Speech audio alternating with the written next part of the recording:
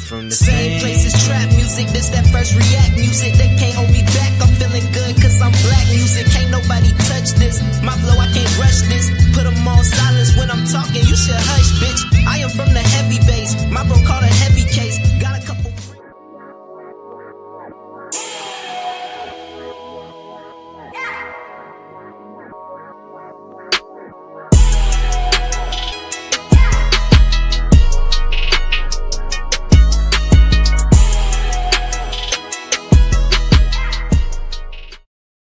Good evening and welcome back to another episode of Cigar Sundays Live, where we define, examine, and analyze words, sayings, and phrases used in American culture. And tonight, we will be smoking on the word solution. So grab your thinking caps and get ready to smoke on words with two big nerds, with myself, Chef Earl Pearl at DBCHEFTV, and the God, Ali Dawood L at BK Soul Farm. And we are the Cigarden Panel. Peace, God. How you feeling? How you feeling? Peace, God. Yeah, I'm goody, man. I'm goody. I can't lie. Yes, indeed. Me and the wife had a massage today, so it was great. Ooh. It was great. I'm feeling loosey goosey. I ain't gonna lie to you. Man, that's the best. Yeah, That's how the you best. feeling? Always thankful for another Sunday. That's You what's know, up. feeling That's what's way up. better than I was last week. You know, I was under the weather, dealing with a little bug, but You look way better. you know what I'm saying? We got that shit up off of us 'cause it was slowing me down, you And know, that's no bueno. feeling achy, breaky heart. But man, tonight, y'all, we are smoking on the word solution. And if you just joining us or new to the channel, first make sure to hit that like button. We really appreciate it. It is the freest way you can help support the channel. We also have links in the description for merch and literature and all other fine things ready for the holiday season. So go hit them links in the description and check us out. We appreciate it. If not, make sure to hit the like button. We are going to bring up our questions for this evening. And what we do here at Cigar Sundays Live is first we answer our first question, and then we go to the definition of the word. So let's go over our three questions this evening, smoking on the word solution. What do you think of when you hear the word solution? Let us know in the comment section what you think of when you hear the word solution. How do biases affect the identification and implementation of a solution? And our third question of the evening will be, and is, should a solution be measured by its effectiveness or by its ethical implications? Let us know what y'all think in the comment section, and we're going to go ahead and get into our first question. What do you think of when you hear the word solution? Let us know in the chat, y'all. We're going to drop the link so y'all can get in there and interact and exchange insights with us. The God, Ali Dawood L at BK Soul Farm. Peace, God. Peace, God. So the very first thing that I think of when I hear the word solution, I think of an answer to a question, an answer to a problem, an answer to a situation that needs resolution, right? I say an answer because everybody's situation is different and they may need different answers to solve their problems, even if they may be in the same situation, right? They still may have different problems even though they may appear to be in the same situation, right? So that's why I say an answer. The second thing I think of, which is really kind of like the first thing I think of, um, really and truly, is there's work to be done, right? Mhm. And that part right there, for me, I just make a list. What do I got to do? All right, like let me go Google it and print out the list of things that say that I need to do to be successful at this very new thing that I'm trying to do for the first time or for the hundredth time. Right? Because what I learned from the military, and I'm sure you have too, God, um, like you look over your PQS, you look over the documentation, like you don't, because when you get spot check, you can't necessarily just wing it. You know what I'm saying? You got No, it's no winging anything unless you getting served a chicken wing on your plate at child. That's the only winging you doing. like a spot check, you gotta be, how much do it say to put in there? Exactly, and measuring that joint off, and you know what I I mean, know that's right. and calling that joint off. Um, so I don't know, man. Like I think about the work that needs to get done, and I just make a list, bro. Like just knock that shit out. You know what I'm saying? Like for me, but that's easy. That's easy for me because I'm the type of person that's goal oriented, right? So because I'm goal oriented, solutions are easy for me to see always, right? Even if again, even if my solution may appear to be bad for you, you don't necessarily know what I need, That's right. right? So it becomes tricky to judge um somebody else's choices, I guess, right? Like unless they affect you, that's why I say I mind my business. You know what I'm saying? Um, Definitely. but yeah, that's what I got for right now. I got work to do. I got answers. Um, I think that's pretty much it. Like solution's pretty easy for me. It's just all No right. doubt. Answers. You got answers. Yep. Achieving the goal, reaching your destination. Can I add God on that real quick? God, we Yo, add what not you want to add. because it's not just answers, but it's answers that I have to accept. Answers that you have to accept a part of when you think of solution. Right. Okay. Like, so I don't, so and I say that part because, and again, because I'm goal oriented, it's not so much about me liking what I have to do. Okay. Right. Because that might not be part of the solution. Me liking, I don't necessarily have to like the process. Right. Um, Yes, that's but, correct. but I'm focused on my goal. And as long as I reach that, then then I get to be happy. That's Like right. for real. Right. But I have to accept the answer, and I have to, if I got to do a bunch of paperwork, if I got to go to school, if I got to get a cert, if I got to go to church, if I got to do whatever I got to go do to get to what it is that I need to get to, I have to accept that, and I got to do that, right? Or find an alternate solution and accept that answer as well. Okay. Yeah.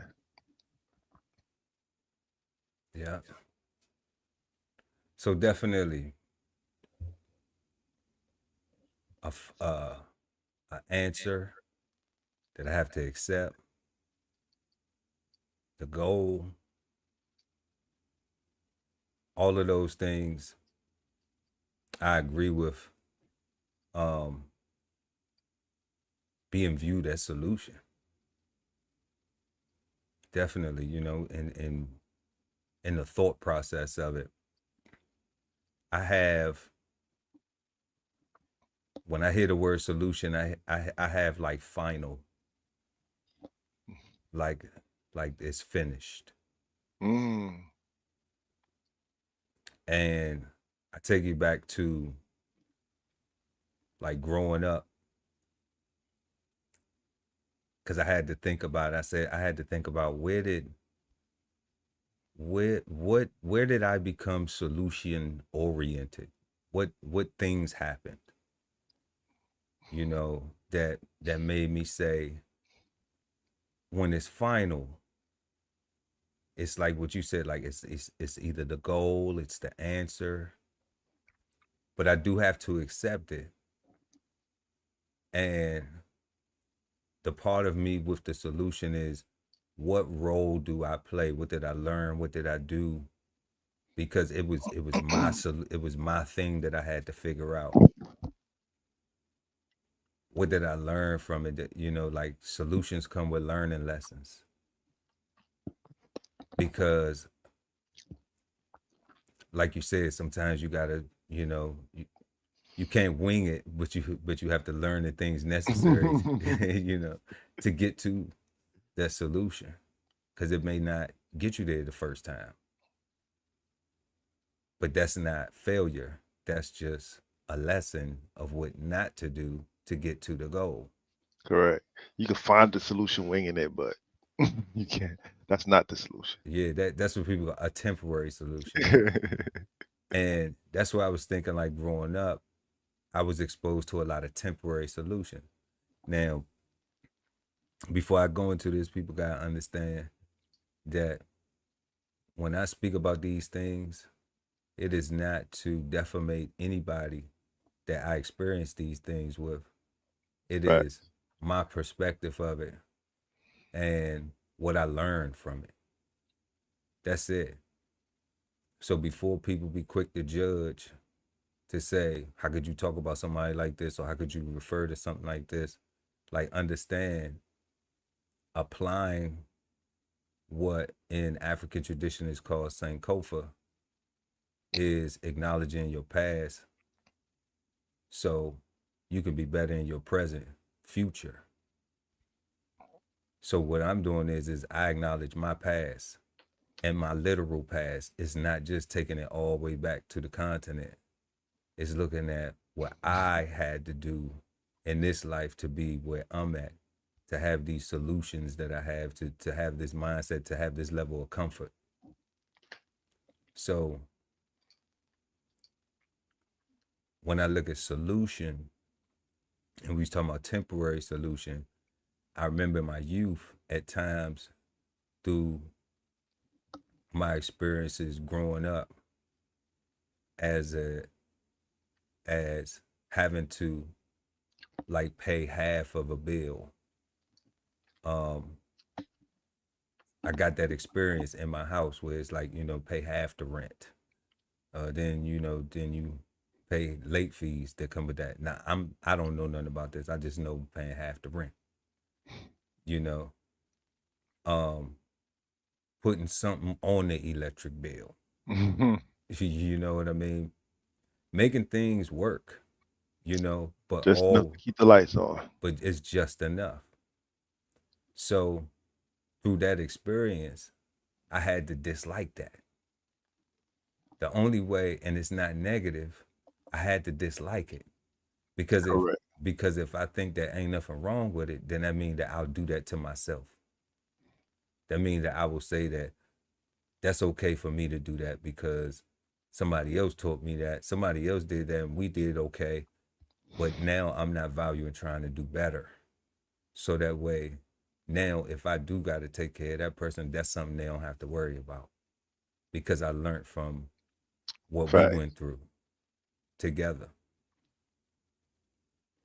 Facts. So that those things, examining it like that, saying, you know what, when I become an adult, I want to be better at this. You know, and it took a long time. We ain't just, you know, but those situations, which I'm thankful for, because I also look at it, taking it a deeper level, as like, you know, when people say they thankful for their journey, for their path. Well, I look at it like you exposed to certain things and you don't know what you're going to get from them. But a lot of people don't self-reflect. They don't know how to apply that same code to say, okay, well now, even at this level of where I'm thinking at, this level of where I'm at, have I even examined, like, how did I even get here? What are the things that I learned? And now even look at them with a different perspective, where 20 years ago, I might have looked at it like I grew up rough, Hmm. not knowing this, sleeping by the oven for heat and different things like that.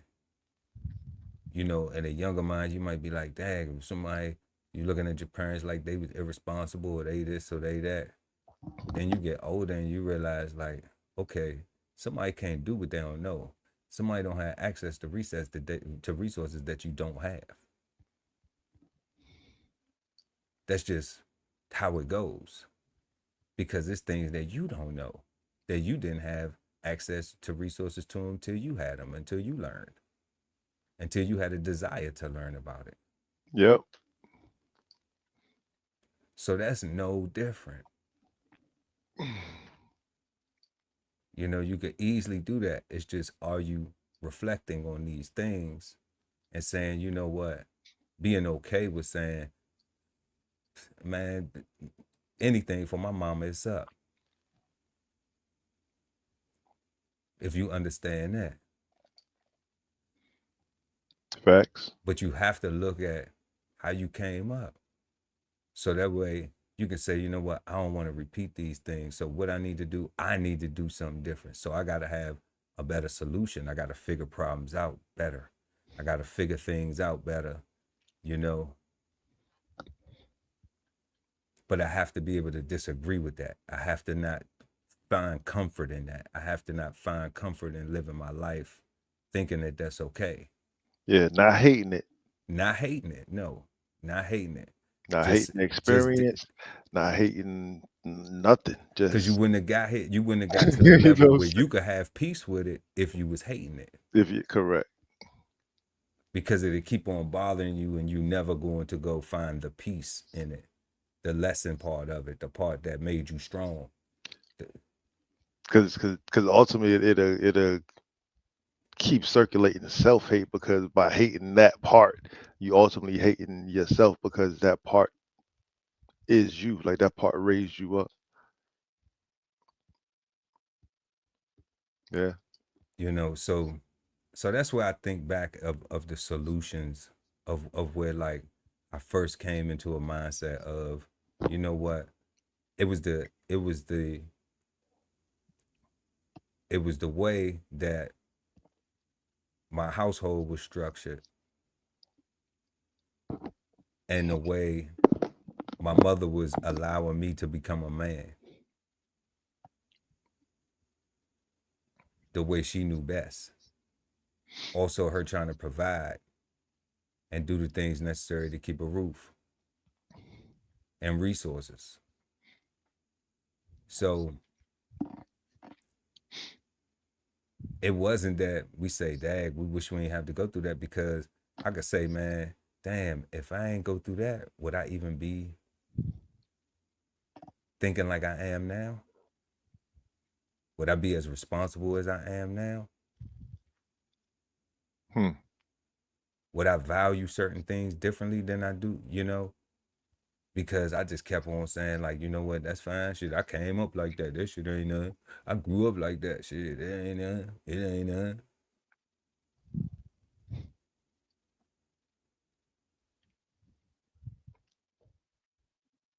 And then I'm liable to repeat the same situations over and over again because I haven't put no importance on these things. Nah, you're gonna keep repeating it because it ain't nothing. Right? You kept saying it ain't nothing. It ain't nothing, right? I didn't add any value to it. It's nothing. It's nothing, right? So Right. yeah, you're gonna keep repeating it because it's nothing. So yeah, you gotta not like that. You gotta want to change that. Yeah, God. So And that's and where, that's why I say that's where, that's that what I say is work to do, because that's the hard part. Like everything that you said is what I be talking about. You know, when we talked about culture, what I was saying is, we gotta think about everything that we know right now, and just say it's all wrong, and just reconsider it.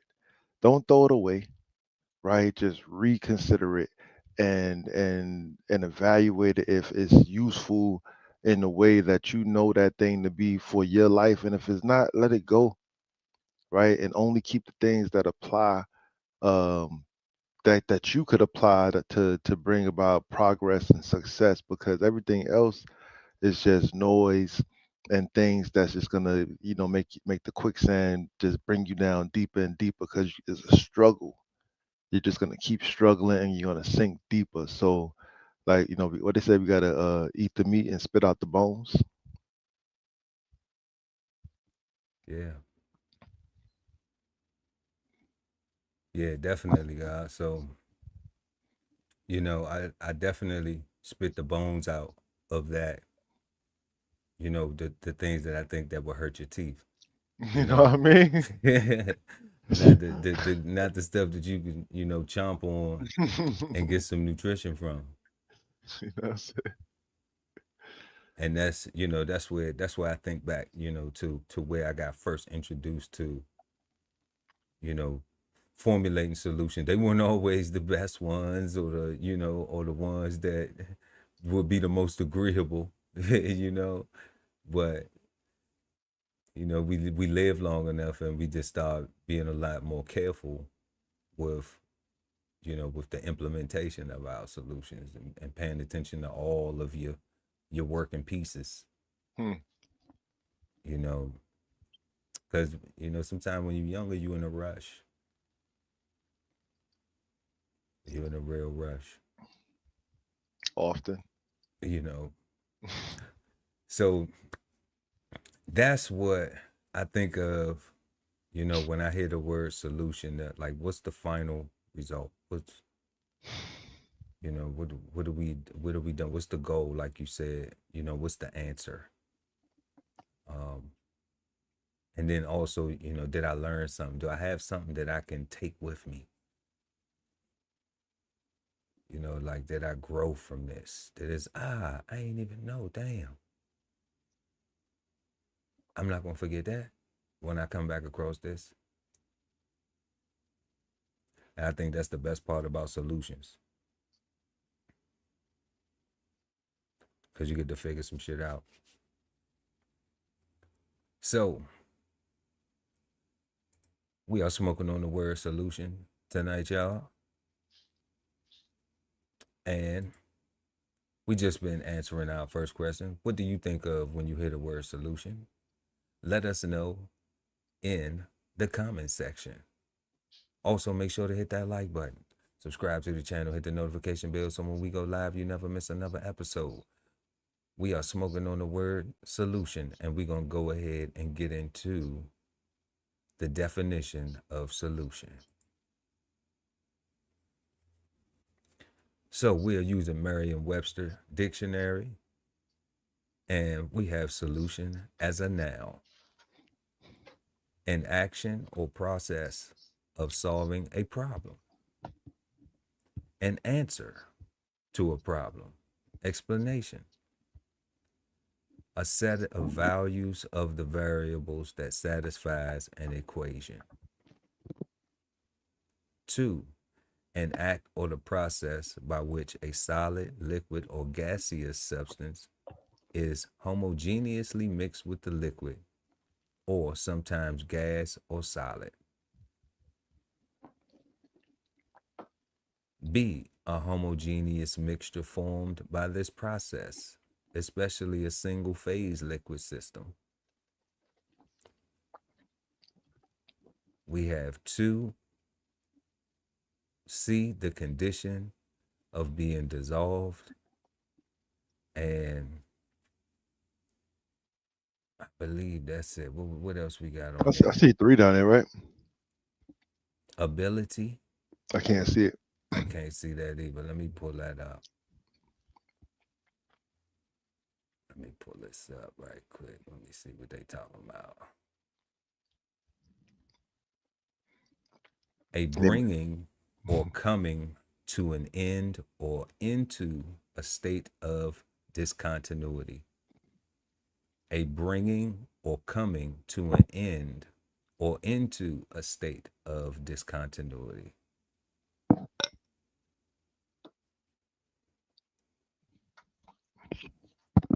Yeah, that's pretty clean cut.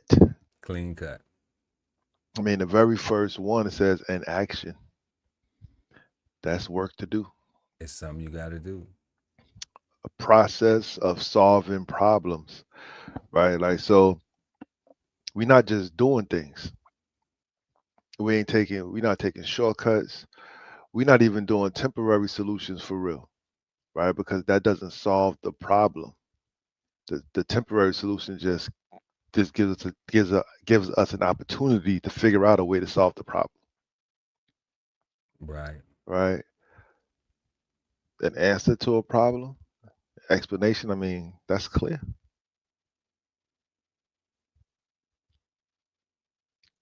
right?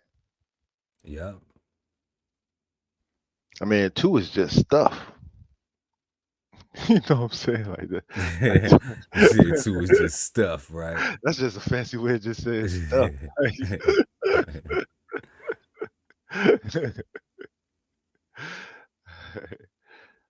I mean, but that's like I said, like that's why solutions are so. That's why people. That's why we do. That's why people would rather debate, right? Because when you debate, you don't necessarily come to a solution. You're not debating necessarily for a solution. You're debating for the art of debating, Yeah. Yeah, a right? lot of So, people do that. right. So you can be on either side. That's not even the point. The point is, did you prove your point? That shit is dumb, right? And a lot of people would rather jaw jack than actually make a plan and then say ready, break, and go do Right. that. Right. In action. Go hike the damn ball. That's it. And run the plays, right? Just run the play. Just go like make a plan and run the play. Like it's that simple. Like To some, I see a lot of people struggling with this. yeah, because they're not solution oriented. They don't want the solution. They want to jaw jack. They want to win arguments. They want to be smart. That's what it is. They're not trying to do stuff, right? Like they're not trying to. Do They, smart. They not trying to do smart. they're not trying to do smart things. You know what I'm saying? Like They not trying to do smart. They want to be smart, it would be. sound, look, act, but actions ain't in the part of the process. I said something earlier this year or last. I can't even remember. I was like, and I mean it, but I don't really mean it. I was like, I don't need to read another book, right? I don't need any new information. And I say that because not because there's nothing new under the sun, but because you could always learn something every day. That's right. But there are so many things that I've already learned that I have yet to apply, and so many things that I have applied incorrectly that I need to reapply. Perfect. Yeah, Yeah.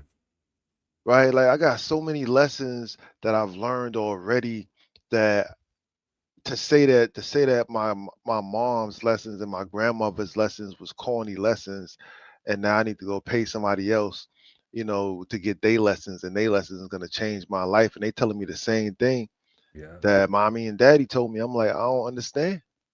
Right. Like if I already knew that and I already heard that and I already got that, and if I went to college and I actually read the books and And I look at the self-help stuff and I actually do. How many self-help books do you need to read before you help yourself? I know, right? That I is I so kind of I ironic. kind of think you just need one. I think the first one. I think the first one. Like, let me just do these things and help myself. Let me instead. I find that a lot of people would rather read the book and critique the author's ability to communicate their process for success, right? Yeah, that's people who like to read. And I'm cool with that. I like to read sometimes too, right? I used to a lot. But That's reading with no application though. Like it's two. I yeah, always look at it like it's two types of readers. It's people who read for fun, for entertainment. That's what they doing it for. They mhm. reading for entertainment. So I s- I s- I sympathize with a person that is reading for entertainment and then they criticize and critiquing the author and all of that because that's part of what they enjoy doing. You know, Yeah, that is their entertainment. That's part of their entertainment. yeah, you know, like if That's that's true. part of their entertainment, but but if you reading a book and it's a self-help or how to, but then you ain't doing shit, like you wasting your time. You wasting your time reading a book. It's not serving that purpose. That's not the purpose of it, for you to be entertained by it. The purpose of it is for you to get some information that you can apply, A that's hundred gonna percent. help you multiply in life. 100%. It's giving you some solutions to maybe some things that you're dealing with. But to read a solution oriented book for entertainment, It's kind of crazy to me. I guess. Like, like I don't know, son. Yeah, to each their own. I'm gonna I'm gonna just read this handyman book. Right. If I can't apply it, I won't read I'm gonna it. I'm gonna read this. I stopped. That's when I stopped reading a long time ago. I was like, if I can't apply it, I'm not reading it. Like, Facts. I you don't want to know, know it. I don't need it. I'm like, I don't have to be that well read when clearly it's people who are in, I guess, more prestigious positions than I, and they appear to not be that well read, And doing just fine. and doing just fine, just based on my observation. you know, they seem to be doing pretty swell out here in this world. So let's move right on to the thesaurus for the word solution. Wow. And solution is given to us one way, as an answer. Something attained by mental effort and especially by computation. Synonyms: answer, results, explanation, findings, determination, determination, determination, conclusion, clue, and a key. A key to unlock something, clues to help you get the answer, finding it out, being determined enough to make a plan, the end result, the final, the conclusion, explanation. I can explain how I got here. That's what I learned too. The Y- result of that. Yo, God, they ain't even give you no other synonyms for the stuff part of solution. No,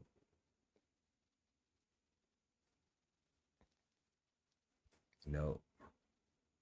Because this is how this should be being applied. We should be focusing on solutions, 100%. not chaos, not fuckery, not trickery, treachery.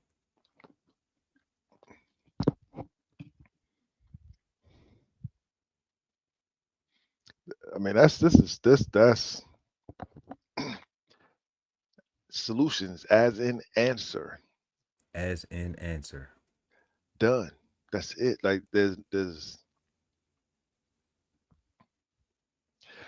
so a lot of people talk about solutions. That's why I say, man, like for me, that's why I got the shirt, we out here, we just spread apart because those people are the all that I care about. Right? Like those are my people, right? The people that want to work, that may not be in my household, may not be next door to me, may not be in the same county or city, maybe in a different state, but they out there, right? And we need to keep inspiring each other. We need to keep appreciating each other, right? We need to keep supporting each other because we are all we got and all we really need. Because everybody else is crazy. I'm just trying to tell you, the one thing we haven't tried since MLK died is unity. You know what I'm saying? Like The I just one want thing I we just want haven't us to tried unify. Like forget since about everybody MLK else. died Like just let us, the is ones that unity. want to unify. That's all I'm saying. I mean, it'd be tough trying to get those together because everybody be so busy with their own thing. Like, That's true. you know, it really is. It really because everybody has responsibilities and things that they pursuing Yeah, because it is such a rat race, you know, yeah. and we have to have necessity met. The necessity it becomes a requirement once you put your mind in that space. You know, for those people that don't play with necessity, Hmm. for those people that value necessity, then having a solution to meet it is always number one right there. With a breath in the morning, being thankful.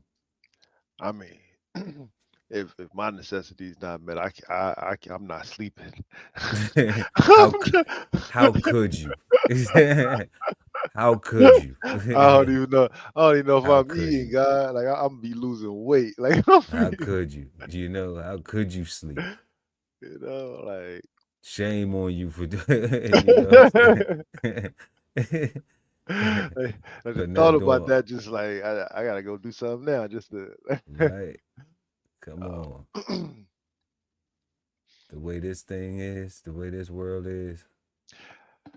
no, it's crazy. I'm thinking about that because we did the show on regular, right? And the necessities was regular, and people based off that show, it seemed like they don't care about the necessities.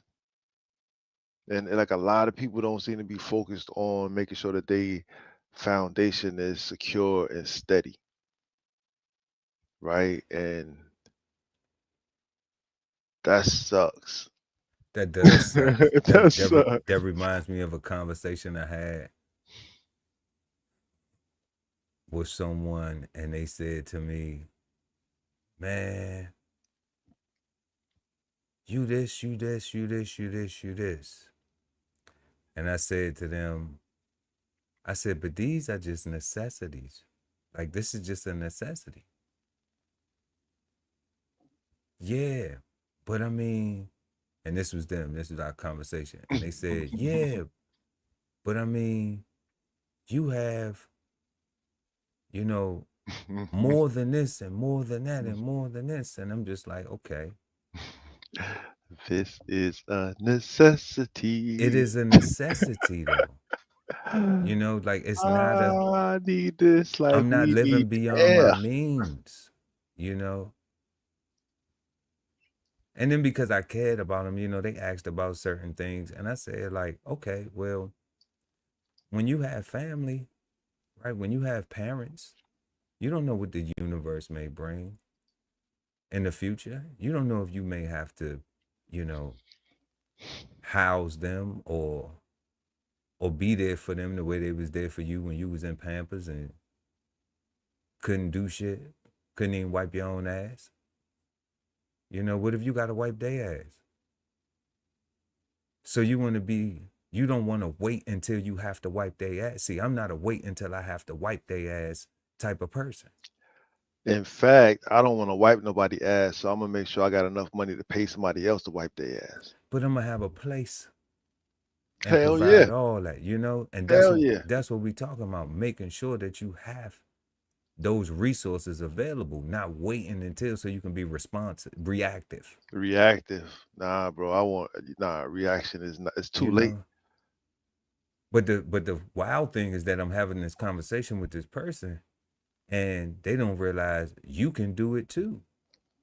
The reason why you can do it too is because you wasting my motherfucking time right now trying to ooh, ah, and wow, I hate that. with me, Oh, you so okay, deep. instead of Oh, you so deep.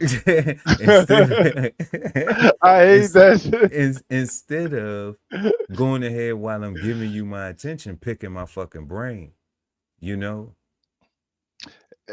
And actually using your phone and opening up mad tabs because everything that so every wow that I say or that you say should be a new tab that's on your phone of a thing that you open up that you researching and looking up because what I'm saying is so impactful and so powerful and so inspiring that you're not gonna go look it up later. You're gonna use the computer that's in your pocket right now in real time, right? You might even get fancy, right? And just push the little microphone button and hold it up and say, "Peace, God, just speak." Right? Take Look that, notes. look Take that up. notes, cause you sound like you hating. You know, like take notes or something, cause it sound like you hate. It sound like you making me waste my breath to explain all this shit. Because Like, I'm saying all this stuff, thinking this is what you're gonna be thinking that you absorbing this stuff. you know, like you sound like you looking for flaws. Something. You sound like you looking for You sound like you looking a for way flaw. in to scam. You sound like you looking for, because talking about stuff, what you see your friends or your family have or whoever, versus inquiring and asking them how can you position yourself to be empowered because you admire that and you want to have it. Now you want to take it from them, but you just want to you want something like it, because I like the way that look. I just need to know the game plan on how to get there. At least what you did, you know, so I can share the game. I can share the resources, share the story, the traumas, and the triumph. Yeah. I can show you some things to look for that's what the sharing is about, sharing some things so you don't have to go through that. With Hove said Hove did that, so hopefully you don't have to go through that. Correct. You know? On that same note, I had one of our brothers um uh, opened up his home financials to me, right? Over $1 million home. And he showed me, because I'm like, wow, man, this is crazy. Big eyes. I'm from Brooklyn looking around like, ah, damn, this is crazy. And he's like, word, let me show you something, bro. And he showed me his financials on what it took to run all this. And I'm like, God damn, You see? right? Like that wow immediately went from wow to wow. Real small. Do I still think this is awesome and do I still want this for me? Can I produce this consistently? Do I have this much drive? Do I have this much production capability To maintain this shit. to maintain this, right? Because that's what the guy told me. He was like, I should have went way smaller and got something super fly, way cheaper to make it way more easier to be maintainable. And I'm like, damn, that's smart. Thank you. Thank you. Thank you. Thank you. Because I was gonna follow the Joneses too, and I'm this status, so I gotta have a house that looked like this in this neighborhood and blah blah blah and be house poor. I would have definitely been house poor. You feel me, guy? Like my man ain't he rich, but I would have been house poor like a mofo. And having good people like that. So when they see you interested they don't take it like you hating. They don't take it like, like you being negative, because they understand that your admiration is real, but you may not even know, like, we always get the obtain part. Everybody just tell you get your credit straight and get enough money to put down, right? Got it. Got everybody running into that trap. And Got then it. you get the shit and realize now you got to struggle to afford it. Yes. Yeah, you could obtain it, but can you afford it? Because if you can't maintain it, then you cannot afford it. No, and I couldn't maintain that. You I know, couldn't afford that at all. and that's fair. Like everybody should understand those principles and those dynamics. That's a solution to your finances. Yeah. For And everybody. it automatically made me stop wanting that lifestyle altogether. And I'm cool just visiting. I'm You cool. feel me? Just I'm cool. I'm cool. I'm cool just driving by and just like I don't want that. I don't want none of that. You know what I'm saying? Right. Right. you know but the good part is this: if you were able to have it, now you have an idea of what it would cost to maintain it, so you're better prepared. Facts. So to be able to be responsible in it, if you did want to obtain that. Facts. And that's where it's like, that's a solution in itself. When we get that knowledge from it, that action, that process of that solving, yeah, you may not even be in that thing like it's a problem, but you got an explanation.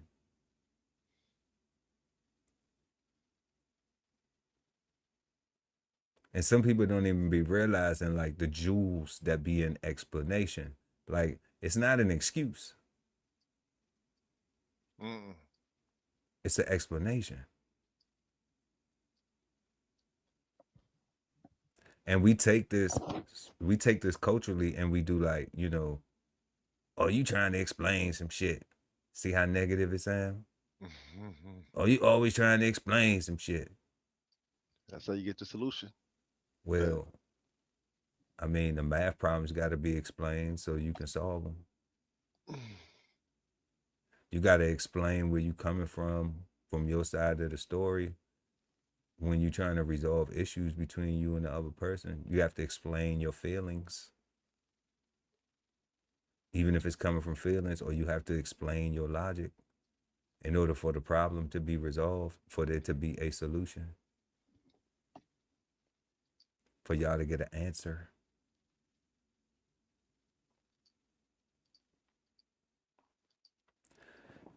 So yeah, so we've been smoking on the word solution tonight, y'all. And the definition for solution is an action or process of solving a problem, an answer to a problem, explanation, and then all of the rest of things we didn't even really have to go into, because the thesaurus only referred to it as an answer. So we want to move on to our next question of the evening. Make sure y'all hit that like button. We appreciate it. How do biases affect the identification and implementation of a solution? Our second question this evening: how do biases affect the identification and implementation of a solution?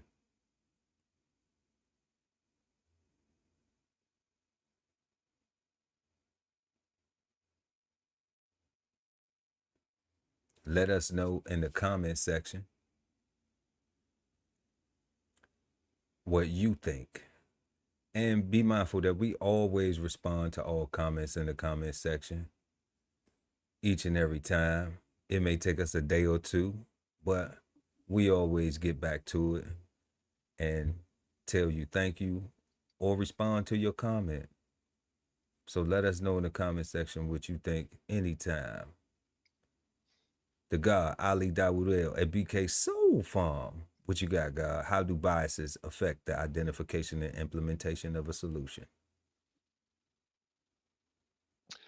So if you're a goal-oriented person, I would say that they don't affect very much because you wouldn't necessarily care where the information came from. Um, you just want it so that you can use it.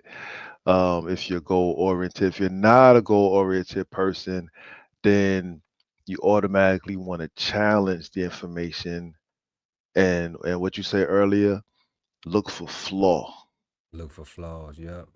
right? Look for you know you wanna go out your way and find you know the elephant in the room or the skeleton in the closet just to prove that this person shouldn't be trying to improve um, themselves or anybody else, right? Which really just sound like just hating because if they're not harming, if what they're doing doesn't potentially bring harm or can't potentially bring harm, then it kind of just sound like you're just hating, right? If a person already thinks that they're right, then definitely so if they already think they already got the answer, kind of like earlier when we talked about not the shortcuts but the temporary solutions, Yeah, uh temporary solutions. is not meant to be a part of the process of the solution. It is meant for this solution right now so we can step away, take a breath, breathe, and figure out a solution for the whole thing, right? I feel like a lot of people get stuck on the part where they get stuck at The temporary part. on the temporary part, and Yeah. the temporary part becomes the solution. That becomes the process, and that becomes the thing that everybody keeps repeating. Yeah. That becomes the thing that gets recycled in the community. Mm-hmm. Those be the actions that gets repeated. Those become part of the stereotype that everybody try to live up to, that qualifies you as from said neighborhood, or you get a black card or hood pass or whatever, right? Like A black card. a black card. I'll take a black card, American Express. Why not? You know what I'm saying? Um, so I think that's how biases could affect, but like I say, but see all this talking I'm doing, like I'm doing all this talking for people that don't want to do nothing. Like that's what they do. They do all this talking. We appreciate you, God. You know, Right? we Like nah, appreciate like you. the first part of the answer is like for solution based, goal oriented people, like they don't care. But somebody might need to hear this. like, Somebody might need to hear this. Who knows? It might I pop don't up for care. somebody. I Like will hit that like button, y'all. I ain't gonna lie, yo man. If I'm looking, for instance, if I'm looking into get into stock market or if I'm looking for a hot tip or something, like I don't know. You can be the most racist person in the world, the most craziest person. If they say something that's hot and accurate and can make me some money, if I ain't gotta sell them my ass or participate in no debauchery, then I'm gonna make this money, right? I'm gonna get to the answer. I'm gonna replicate the process that works so that I too can be successful. I don't care where the answer derives from. Can I use it? Can I use it? Right? Like, is it useful for me? Is it applicable? Yeah. Like, that's what I care about, right? Like, I care about those things. Like, um, but that's because I want to do stuff. Yeah. Yeah. Like if I like for the most part, what I run into in my day to day, a lot of people that say they want to do things and they keep saying it and they keep saying it and they keep saying it and they just never do it. Yeah. They just never do it. They just keep saying it because they don't really want to do it. They what you know what I find that even with the farming stuff, people ask me all the time, like, I just don't know what to do. I just and I tell them I was like, I wrote a book, for this actually, and I tell them I was like, I'm gonna be honest, like my process when I first started, it took me a whole year before I actually put a seed in the ground because I didn't know what to grow. I kept listening to everybody, taking all kind of opinions, and hey, what do you think I should grow? Hey, what do you think I should? What's the best thing to grow down here in South Florida?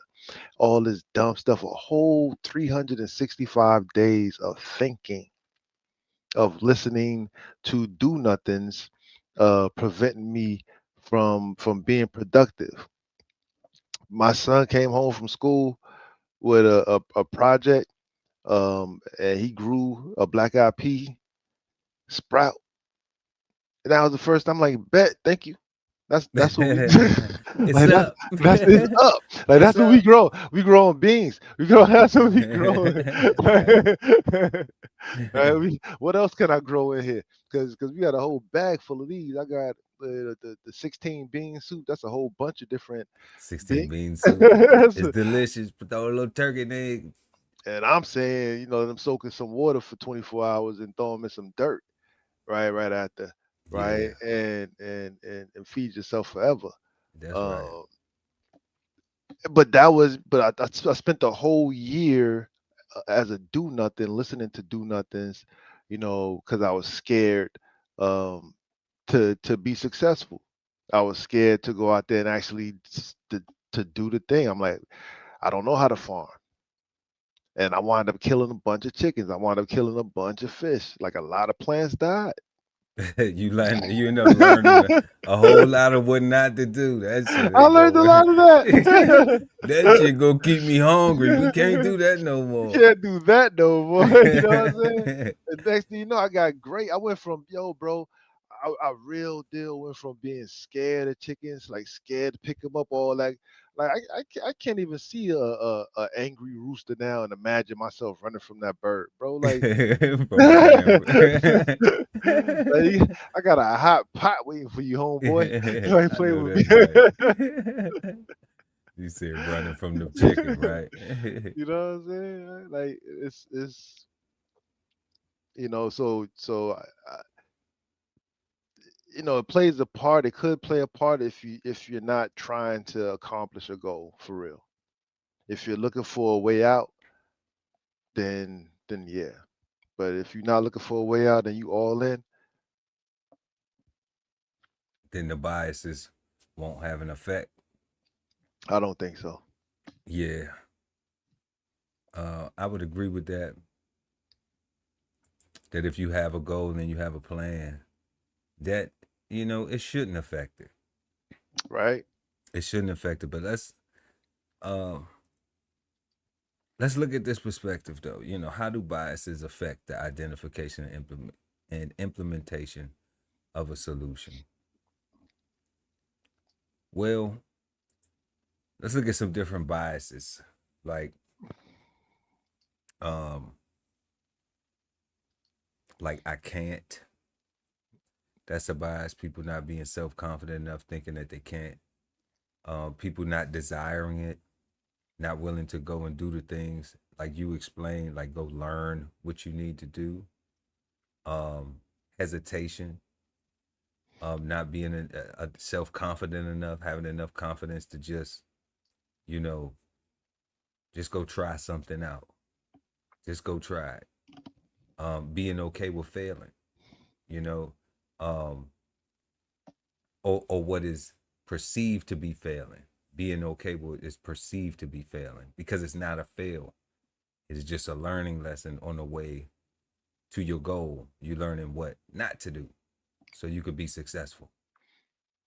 You So, you but do get there if you keep going. you get there if you keep going. But colloquially, people call those failures. It's not a failure. You only failed it. We did a whole episode on it. Failure is just when you don't try at all. So you have to be trying. If you're in active trying, You're not failing. you're not failing.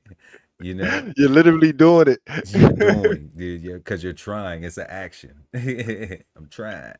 I'm you're, trying. you're literally in it.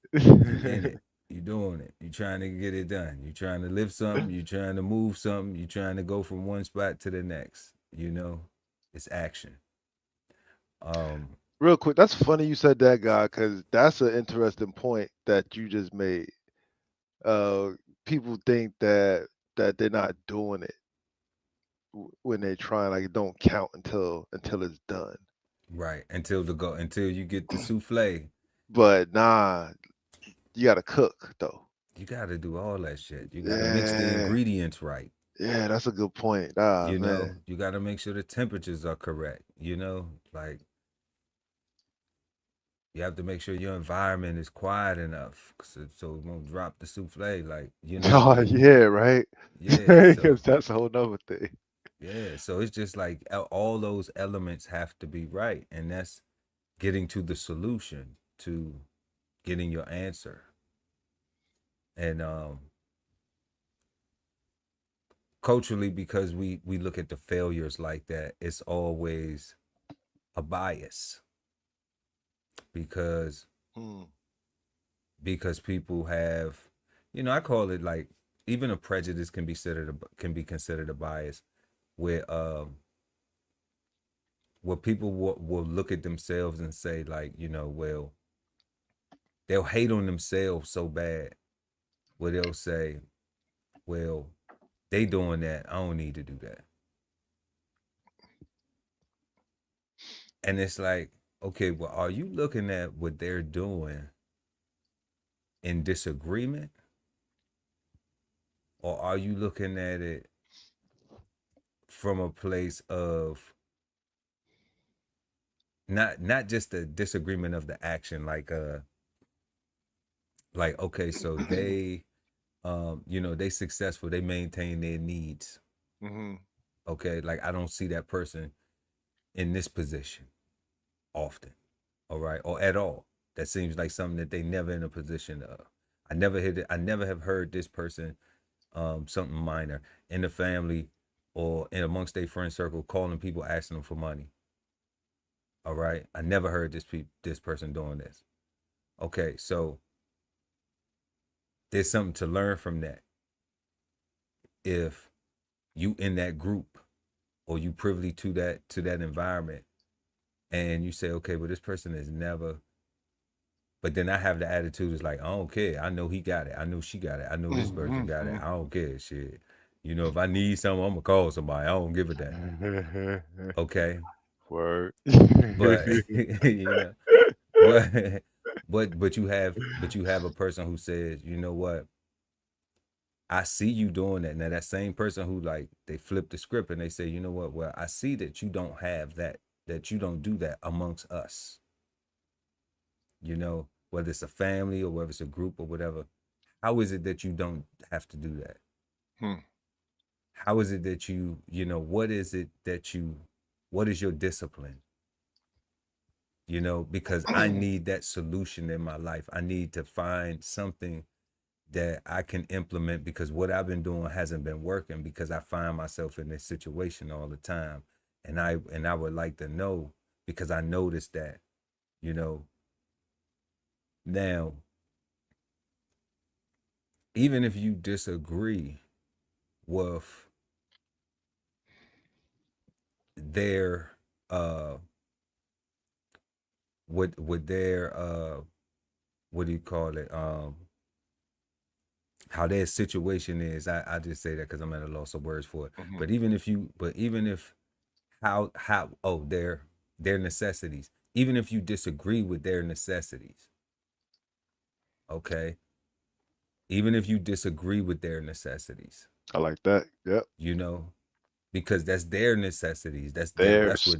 that's theirs. That's what they decided was valuable, and and to meet their needs and requirements in their life. This is what they need to have, you know, at the level that they want to be at and how they want to live their own life before they die. Okay. So even if you disagree with that, you still should not be looking at it negatively, hatefully, to be able to realize, like, I can ask this person and they can give me a solution. They can help me with my problem. But that bias of thinking, oh, he got this big ass shit. She got this big ass house. She got this old type of car. She got this boat. She got this thing. She got this thing. All this material shit that you wishing that you would do the work to get, that all you got to do is make a plan and execute and get that shit. If you want it bad enough. But you don't want to do the work. You don't want to make a plan because you don't really want it bad enough. You really just want this person not to have it. You just want that person not to have it. Because they look too happy. You know, so I think that's where those biases come into play, that when they do prevent the implementation of solutions, because I think a lot of people have solutions right at their doorstep and have people and resources. They just don't value the relationships, so they don't, you know, they cut themselves off from having access because of their bias. Yep. You know, they too scared to ask. They too scared to communicate. You know, and that allows for people to just be like, fuck it, I'm gonna keep winning. Like, shit, I'm just gonna win in your face. Fuck it. Like, you know, you gotta act. Like, you got to ask. You know, you got to say something. You got to say something. How the fuck we gonna know? Like, I'm not volunteering, you know. Anymore. I'm gonna say that part. I'm not volunteering anymore. Like I went on that minister. I did that ministry where I learned something, did something, and ran out and ran tell that. I told everybody that I knew, people that I didn't know. I'm like, yo, let me tell you the good news. And a lot of people was like, wow, you so deep. Wow. Right. And it just became that. And I wound up finding out later that while I'm so deep in my face, conversations they're having with each other behind my back, they thinking I'm crazy. Because you finding solutions. Because I want to do someone and you want to share it. Like, look, it's a pot of gold at the end of the rainbow. It's this way. It's this way. You know what I'm saying? You want me to bring it back to you? You know, nah. Like, nah. You know, they'd be like, well, show me some gold. There you go, right there. Okay. That's only a little bit of gold. Show me the whole mountain of gold. I can bring all of it back, but if we go together, we can go get the whole pot. I see dummy. what you're trying to do. You know what I'm saying? But I couldn't lift it on my own. I ain't want to hurt myself trying to get the shit. You know what I'm saying? Not be able to enjoy it when I got it back to the other side of the rainbow. But the fact that it sounds like you want me to hurt myself, kind of don't want me to share with you no more. Like, I don't want to, you know what I mean? Like, because you sound like you want to take advantage of me. You want to use me to go over there and bring it back and shoot me? You know what I mean? Like, hey, talk about, look what I found. You know what I'm saying? Like, right. Nah, son. I wouldn't be mad because somebody gonna shoot your ass. You shoot me. Trust and believe. So I ain't even worried about it. But yeah, you fill up your pockets, and you know, you try to bring back the show, the proof that we have a solution. But then that walk back over there, or that travel back over there to the other side to get the rest, is where I do see that there are a lot of biases that hinder people from implementing solutions. You know, even though we use that theoretical as a representation of just putting in work, doing the active things and working collectively to accomplish it. So make sure to hit that like button, share and subscribe, y'all. We appreciate it. We just been answering, how do biases affect the identification and implementation of a solution? Let us know what you think in the comment section. I apologize, y'all. I couldn't have I got dry mouth over here with this cold thing. It's one of them. Hey man, we getting there. Ended, right? But look, and I'm drinking my water, but I ain't want to be sitting up here with like a little Hall's cough drop or nothing all up on the microphone, all doing that kind of. So, y'all just work with me. We appreciate y'all. Let us know what y'all think in the comment section, and we're gonna go ahead and get into this evening's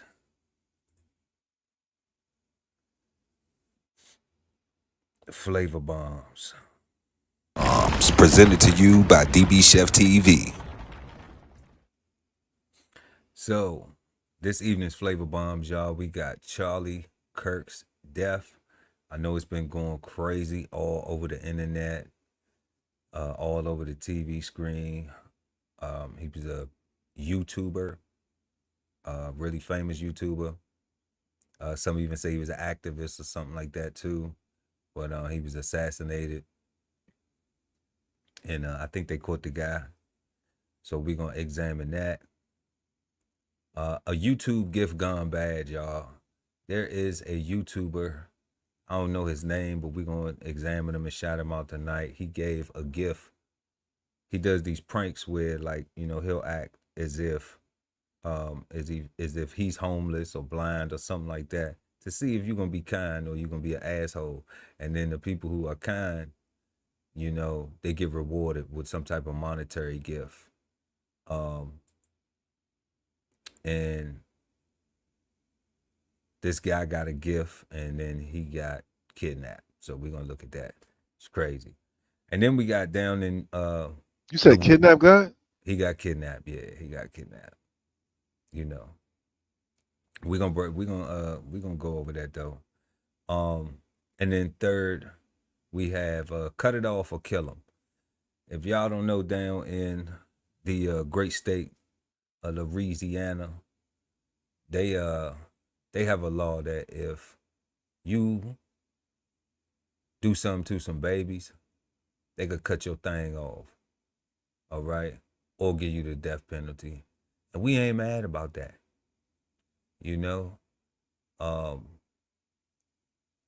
Yeah, we don't care about that shit. Like, that's what it is. So that's a great deterrent. I think so, before we even get into the clip.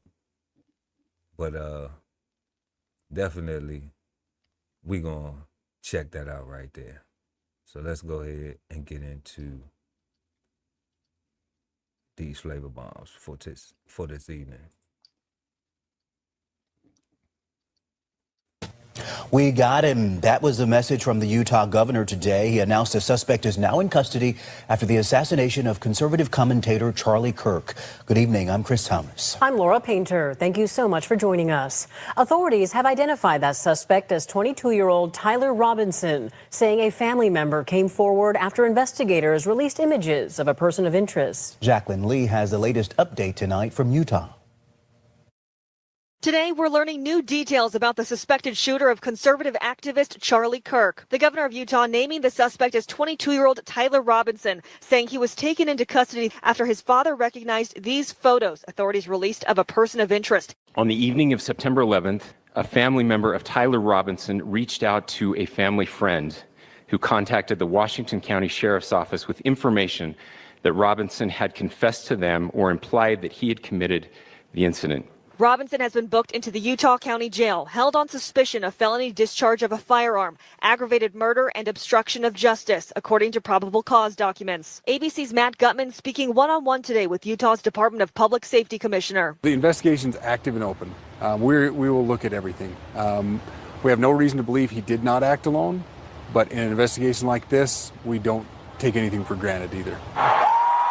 31-year-old Kirk was hosting an event on Utah Valley University's campus Wednesday when a single shot was fired, killing him. Police say they found a rifle and cartridges in the woods nearby. Investigators interviewed Robinson's roommate, who shared with them messages he said Robinson sent to him on social media. The content of these messages included messages affiliated with the contact Tyler, stating a need to retrieve a rifle from a drop point. The messages also referred to engraving bullets. Police say several of the cartridges found had writing on them. Officials say Robinson lived with his family in St. George, about a 4-hour drive from Orem. A neighbor who says she knows the family well says she never thought this is something he could do. He was a very quiet, very well-raised young man. And they were playful little boys. They had 3 brothers, and that's not how his mom and dad would have raised him. The Utah County Attorney's Office is reviewing all of the evidence and plans to file formal charges next week. Jacqueline Lee, ABC News, Orem, Utah.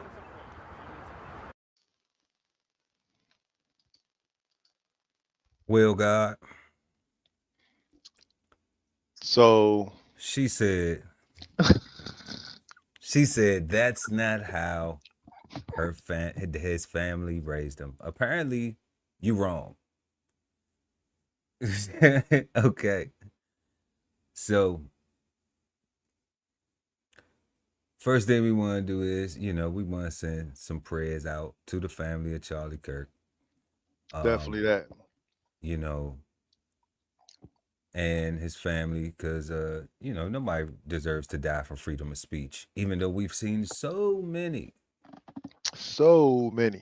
black leaders, and I'm not making Charlie Kirk a white leader, because that sounds crazy too. All right. But I heard, and I say that because I heard this comment from a podcast called Valuetainment. Valuetainment. Yeah, they're a pretty big deal. Word. And the veteran fellow vet, shout out to Mr. Patrick Bet Davis, who's over there. They do some, I like their show, like. Thank you for your service. Yeah, I like their show. Because that's how I was over there and was able to see it. Because they be having some, I don't like everything about certain things, but I'm one of them people that's like, if you got some type of solutions in some of your stuff too, yeah, I can sit there and listen to it. Exactly. Yeah, I'm gonna eat what I want off the plate. I'm not there soaking it all up. Everything they say is, we tell people here, we not the gurus of anything. If you like something that you smoking, pick it up. If you like something, pick it up, have a smoke. If you don't, leave it in the ashtray for the next person to come around. So I apply that same mindset and method when I'm over there checking their website out, checking their page out. But he made a comment, and his comment was that Charlie Kirk is the equivalent of Martin Luther King. Fuck out of here. The Martin Luther King? Of Dr. Martin Luther King. Nah, son. In what sense? I don't know in what sense. In no sense, like that shit didn't make no sense to me. And it didn't make any sense to me because Dr. Martin Luther King was a revolutionary, and his work actually got laws enacted. 100%. He got desegregation, even though people may argue that African Americans may have been better prior to desegregation, in some form or shape, ways, and capacities, However, that was huge during that time, during those days with Jim Crow and everything else and all of the other systemically oppressive things that were going on during that time. So I couldn't agree with his comment just because I haven't seen Charlie Kirk pass no legislation, get no legislation passed, or get no, get any laws enacted. I You haven't. know, So I'm gonna be completely honest. I didn't know anything about this person um until the video, right, of him being murdered. Um, and since then, I've been seeing a whole bunch of his clips coming up, and what I've seen is a bunch of different perspectives. right. He seemed to have had a bunch of different poignant perspectives and views on a bunch of different things. So to compare him to a Dr. Martin Luther King, who was singular in view, singular in purpose, singular in his faith and in his practice, right? It's kind Equality. Yeah, we just want to be yeah, treated just equal. want We to be want to be treated treated equal. equal. We want to be treated equally. Like that wasn't Charlie Kirk. That wasn't Charlie Kirk. I don't know what Charlie Kirk, like, based on all the stuff that I seen. It was too many things that I seen to know what his one thing was. PBD. That wasn't Charlie Kirk. Now I get where they had some similarities. The Christian centered home. You know, Okay, okay. they had those things. Like everything Charlie Kirk said, I didn't disagree. And that's just like you said, I just learned some of the, I wasn't following him, you know, At all. um, before his untimely assassination. I wasn't following him at all. But looking at some of those clips and things like that, he had some points. He had some things. I understand how it is when with the history of America the way it is, for how some of his points come off condescending and don't seem as compassionate to a certain audience, because like it's one of them things where it's like you could say that if you ain't go through what I had to go through. So, but if you went through what I had to go through, even in the Black community, it's still like, are you borderline a sellout, this, that, and the third. So like you're gonna get mixed things. But however, I still think that nobody deserves to die over freedom of speech, because um this guy was not a civil rights leader, that in which Dr. Martin Luther King was, speaking to the Pat Bet David comment. Um, and no laws got enacted. So He wasn't even necessarily a mobilizer of people to do a thing.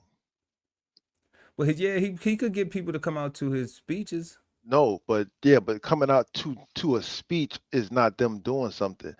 Dr. Martin Luther King would get people to come out and go march. They would go Yeah, walk. yeah, They would he go was walk organizing. miles. Yeah, They would go and they would come out, listen to the speech, and then go do something. Right? They would. because it was an assignment with it. Yeah, it It was wasn't a yeah, the point wasn't to go to church and yeah, be preached to. The point was to go get your assignment and go to work. Right? yeah. What I seen with Charlie Kirk, people was just flocking to hear the good news and let the Messiah preach to them, and that was cool for them, I guess. But I didn't see them doing anything with the works or with the message. I don't know what his message was. Like I said, it was too much. It Yeah, they, wasn't. they have broken it up online to not give it. Like, I don't know what his point Yeah, was at all. yeah, to I not, don't know. to not give. But I mean, people go for sound bites and shit like that, and you know, and that helps their, you know, because what I say is he was a YouTuber, and that's what I was like. You know what I'm saying? Like you say that, it's like, you know, Yeah, I was definitely like, he not was a Martin Luther YouTube, like King. real famous, you know, YouTuber, but not infamous, because he's infamous now, you know, but he wasn't Yeah. infamous. He wasn't infamous if we didn't know who he was until he passed away. You know, and somebody could be like, well, you just not part of the, I'm not. I'm not. 100% did not know, You know, that anything like that was going on until that went on. yeah. You know, so it's one of them things where, you know, man, shout out to that dude family, you know, but nobody deserves to die for freedom of speech, because I'm gonna say things that people disagree with. Should I die for that? You know, you could have a difference of opinion. Should a person die from a difference of opinion? And one of the things that to end on the Charlie Kirk on a positive note, one of the things that he was pro-marriage. So I'm pro that. So I'm pro that. You know, so I value that. And that's why I'm just like, you don't have to eat everything on the plate.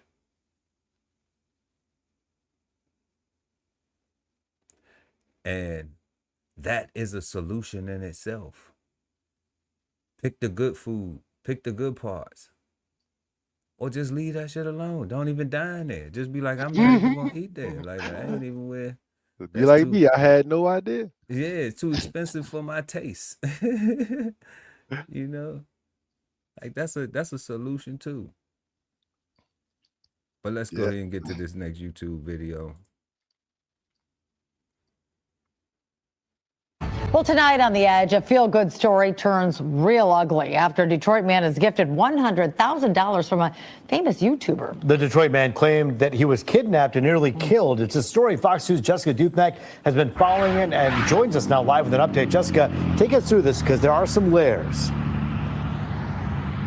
Yeah, for the last week or so, we've been working to connect these stories. The first one, as you mentioned, surrounds a guy named Curtis Dixon, a 60-year-old from here in Detroit. He did a good deed. A famous YouTuber gave him $100,000. Then about a week and a half later, another story you saw on Fox 2. He is connected to that. Curtis, allegedly the victim of a pretty unbelievable crime spree. My life just changed overnight. 1 minute, 60-year-old Curtis Dixon was receiving $100,000 for a good deed. We need more people like Curtis in this world. A week and a half later, last Monday, witnesses say Dixon was hogtied in his burned-out SUV on Detroit's east side. I woke up. I'm like, what's going on? He survived. Sources say there are some inconsistencies in Dixon's story, but he claims he met someone in the area of Mount Elliott in Nevada. From there, he was kidnapped, driven to ATMs to pull out money, then beaten, tied up, and his car set ablaze. Several days into this investigation, the feds picked up the case from Detroit police. The ATF now investigating this as a possible arson, kidnapping, and extortion. And hopefully they catch whoever did it to him, because we don't want that in our neighborhood. Last month, Dixon was gifted $100,000 from MD Motivator. He's a famous YouTuber who rewards good deeds with dollars. MD Motivator posing as a blind man in need in this viral video. I'll have a couple bucks when I come out here. I'm going to find my wedding ring, man. But I just shut up yesterday, man. But I'll have a couple bucks. Are you sure? Yeah, I'll give you a couple bucks. Thank you, man. Bless you. Dixon offering what little money he had to help. Even in my neighborhood, people know me now. People that didn't know me now. And that could be part of the problem. More money, more problems, as they say. Now, I want to know what MD Motivator has to say about all this. He has millions and millions of followers, 7 million on Instagram alone. We did reach out and did not hear back in time for this story. So as we said, the ATF, the feds, now taking over this investigation. I'm told by the end of the week, we should hear more from them.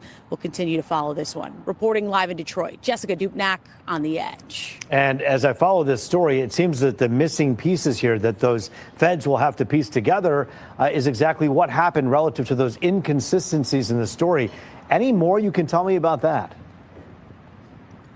Well, we do know there's some video that police were able to use that placed at least Curtis, or what appeared to be Curtis, at some of these ATMs, possibly against his will. And if you remember, too, there were witnesses that say he was tied up in this SUV and that they rescued him. So there are some parts of this story that are definitely true. It's just a matter of placing it all together. Sometimes, though, these unbelievable stories, they end up panning out. So we will see. Of course, they often do, and we'll be watching this one really closely. I know you have your eyes on it. Jessica Dupnack for us live tonight. Thank you. What you think, God? Yo, I hate the news. I don't know if I ever said that. Yeah. It was like the people look.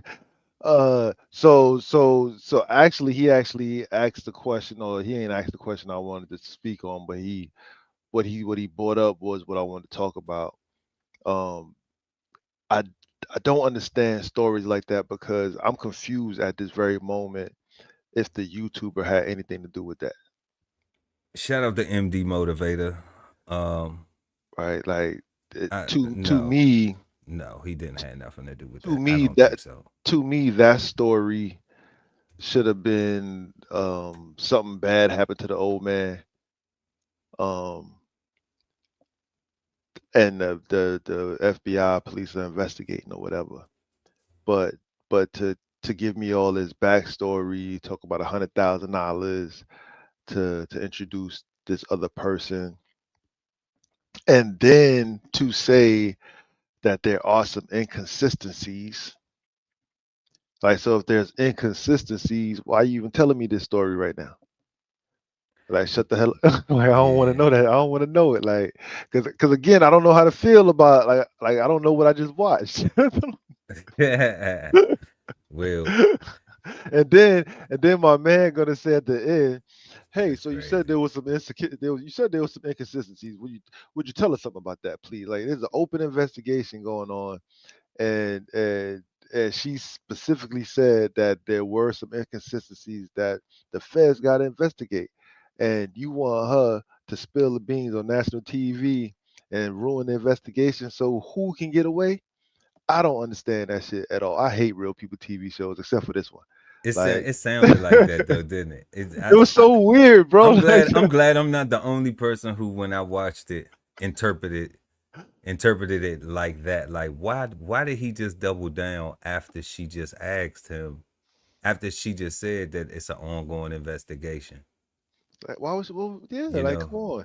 like why did he double down on it? You know. But I wanted to play the whole thing because, yeah, God. But shout out to MD Motivator. I don't think that that he had anything, that the YouTuber actually had anything to do with it. But I do realize why they showed it, because what they were showing was how in the black community, and this is what people need to get from this. This is what people need to get from this situation.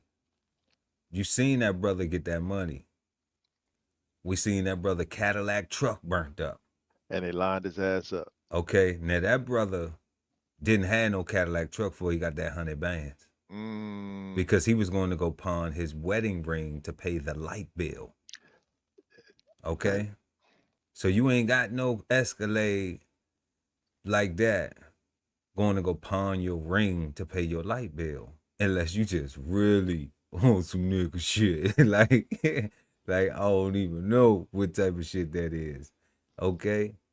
But you ain't riding like that to go pawn your ring to pay your electric bill. It just, I couldn't believe it. All right. As soon as the gas run out on that mug, you're gonna have a problem filling it back up. I mean, he ain't, that brother don't look like he riding no Ubers or doing no, no lifting or nothing like that. Okay? But he could be. All right? So I'm assuming, but I'm just using my spidey senses. Okay? That MD Motivator ain't had nothing to do with that. That brother got affected in his community because he now got this money. All right? On TV. He didn't have no plan on what he was going to do with the money before he got it. He got it on TV, so it was public, and now people know he got it. So who knows what his extracurricular or recreational activities consist of? Yeah. Okay. What type of shit he like to get into? Which is what I thought about when they said inconsistencies. Well, the thing is that the inconsistency is he probably ain't telling them telling the police what he met up with them for. That's what I'm saying. I'm probably thinking that is the biggest inconsistency. That's what I'm saying. That's what I'm saying. That's what I'm saying. But they got him going to the ATMs, taking that money out. They found his ass in the burnt up SUV and everything. But they probably ain't telling him, you know, he probably like, I just met my friends to go hang out with your friends that do some shit like this to you, you know?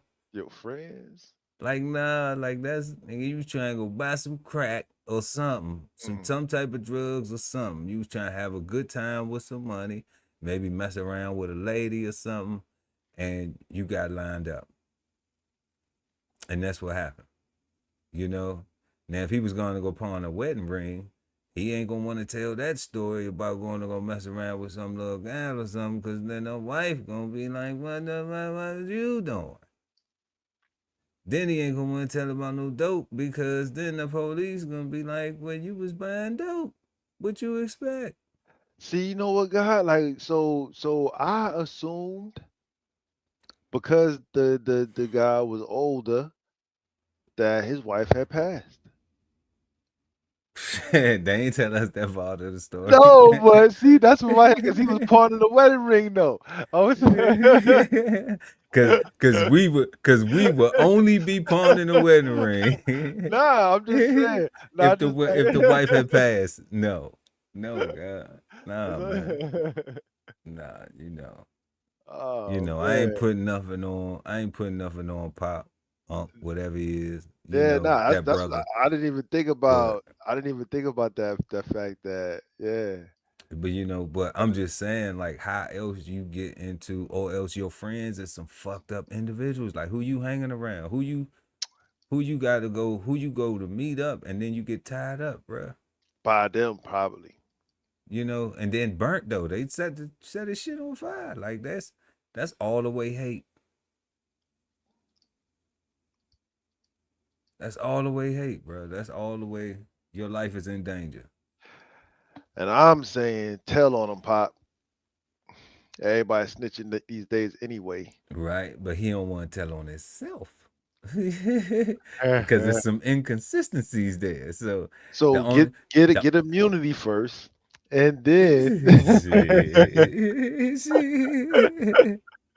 he already been a victim. He might as well go and tell on himself, for real. Like, he ain't gonna get no money back. Money gone. That money gone. Truck burnt up, so he gonna have to get a new truck. Hopefully he got insurance. I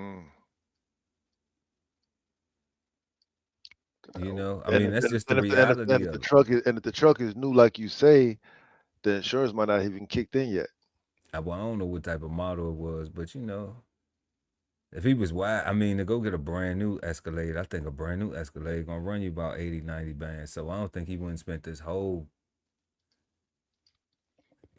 his whole 100 G's on the whip just to get whipalicious. He might have got some used, got him a little, what's this, 25? He might have got him a 17, a 17 or 18, something like that. That's still clean. That's still super clean. Even if he got a 2020, a two dub, a double dub. But yeah, that is like I said, shout out to MD Motivator, and that's a tragedy, man, that brother couldn't even get gifted something, and it went bad like that.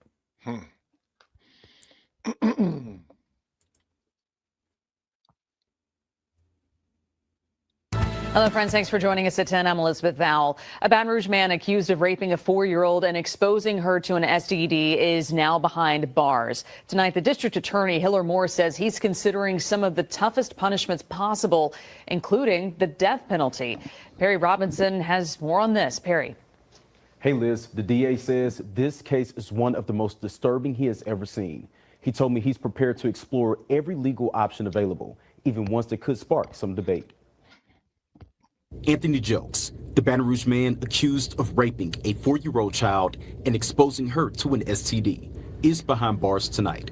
Now, the district attorney says he's exploring every option to hold Jokes accountable if he's convicted, including 2 possibilities that could draw attention across the state and the country. I can't think of anything worse than raping a child. Hiller Moore says he may seek castration or even the death penalty. I would consider going to the grand jury in this case and seeking a first-degree rape indictment and seeking the potential of a death penalty. In 2024, Louisiana became the first state to allow surgical castration in addition to chemical castration in certain sexual assault cases, giving Moore a clear legal path to pursue that punishment. But seeking the death penalty in a case like this is complicated.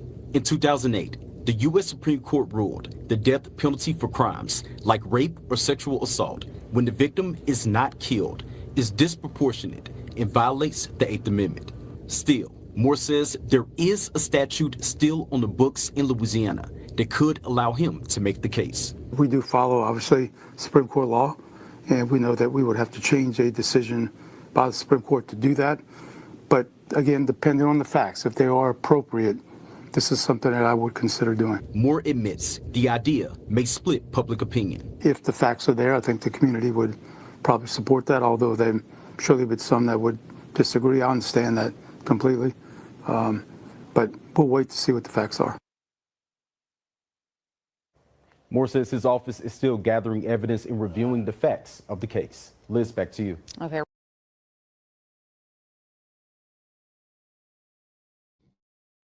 What you think, God? Death to all pedophiles. Death to all of them, right? Yo, son. I just looked at the 8th Amendment on Google, and the little AI overview says that the 8th Amendment prohibits the government from requiring excessive bail, imposing excessive fines, or inflicting cruel or unusual punishments. So I don't understand the United States Supreme Court saying that giving somebody the death penalty for sexually assaulting anybody, more especially a minor, right, does not, and if they don't die, right, because they're putting more emphasis on the loss of life than the loss of innocence, right, and because the person's life was not lost, right? Fuck their innocence, because you ain't gonna be innocent anyway, because you gotta breathe this fucking air, you gotta drink this goddamn water, you gotta eat this poison ass fucking food, you gotta get this fucked up ass education, right? So because they're not gonna be innocent anyway, let's just help the school to prison pipeline. Let's just help keep them pushing the motherfucking poison and the pain. Let's just keep helping that shit. Yo, man, like I'm anti-paying long-term fees for people that deserve a bullet, or to be set on fire, or to be drowned, or to be hanged. I don't care how they get unalived, to be honest, right? But that young lady, that little girl, that baby did not deserve what happened to her, and I don't deserve to have to pay for this piece of shit life for the rest of his fucking life. I shouldn't have to, my tax dollars should not be going to sustain his ability to be looking and breathing and making sure that he getting his pain meds or his medication or whatever the fuck comes with that castration shit, right? Like hot lead, a hot rod, like I don't care, like whatever it takes to eradicate the disease that this is, right? Like of pedophilia, yes. I don't like that shit, man. Yes, I agree, God. You know, I mean, I didn't like. I ain't like listening to that story at all. you know, like this is one of them things, man, where it's like, look at this dummy. Man, fuck him, man. Like, we seeing this right here. We got this comment right here. I wholeheartedly agree to cut it off. But how would they prove the rape took place? You know, they would look for any reason to cut a brother's member off. Been like that for a long time, so I don't know. Shout out to Rocky Henderson for that comment, but I'm gonna have to say this, that you didn't pay attention to the actual Nah, to she the made that. news clip. In fairness, she wrote that comment when you was reading over the questions. I know, but I know, but after the news clip, I still ain't see another post. Yeah, that's true. But they said that he gave the baby a STD.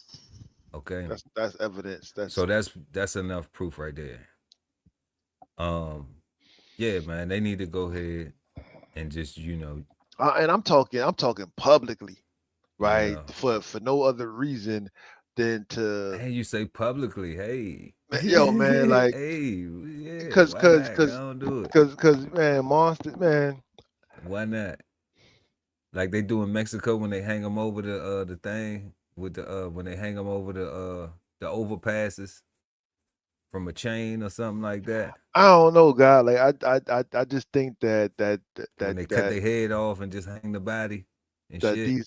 these actions are horrific and and irredeemable, right? Castrating them, like so what happens when you castrate somebody? Like, so they don't have a joint no more. Like, so do they still got their brain, right?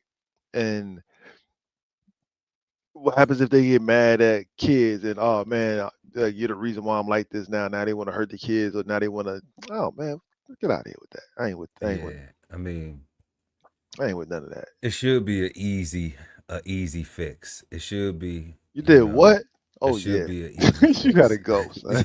Like, you gotta go. It should be an easy fix. It sounds like an easy solution to us, but that rule of law thing got them having to ask, should they do this, and ask, should they do this, and think about a question that we will be discussing once we get back to the show. I'm pissed off at that Supreme Court understanding of the Eighth Amendment, though. Like, because the person don't die, it's not reasonable to kill the offender. I don't like that. Well, that's one of them things that they call ethical. Yeah. They are still aligning ethics along with, they're still using, and this is a clear example. We're gonna get into this on our last question, but this is a clear example of them using ethics in lieu of a permanent solution. Allowing ethics to conflict with just making a permanent solution. I know we sitting up here exchanging insights, talking about, and people, having a bullet, or being, decapitated and hung over a bridge with a sign put up that said, this person touched babies, But I mean, would it be preventative? Would it, you know what I'm saying? It should be. It should be real preventative, to make somebody think real long and hard if they want to be that next person with that bullet or hanging over that bridge with that sign. If you don't actually unalive them and you just want to do the castration thing, you can put a sign on like you do with people that steal from stores. And they got to stand in front of the store and advertise their crime to everybody that walk by. I got my ink on because I touched the baby. That's it. And then don't feed them. And then don't feed them. Just keep them locked up on the pole and don't feed. People will feed them. Nah, I'm talking about let that cat walk the streets with that sign talking about, I'm a baby toucher. I got castrated because I did this. That ain't gonna work. Oh yeah, let the world see that. Let the world read that. That ain't gonna work. Cause you big and bad, right? You tough, right? I don't even think people gonna do nothing. You don't think so? Nope.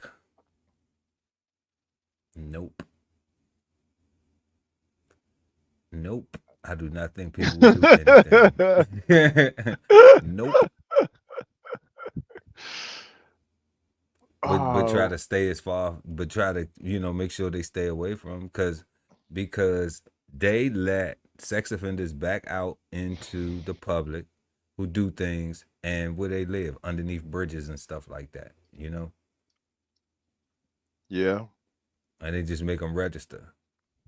And ain't nobody, you know, we don't hear about people going down underneath the bridges just to whoop ass to take out frustration, you know? So I don't think people would do anything. And that's another thing you look for when you're buying a house. Switching subjects real quick.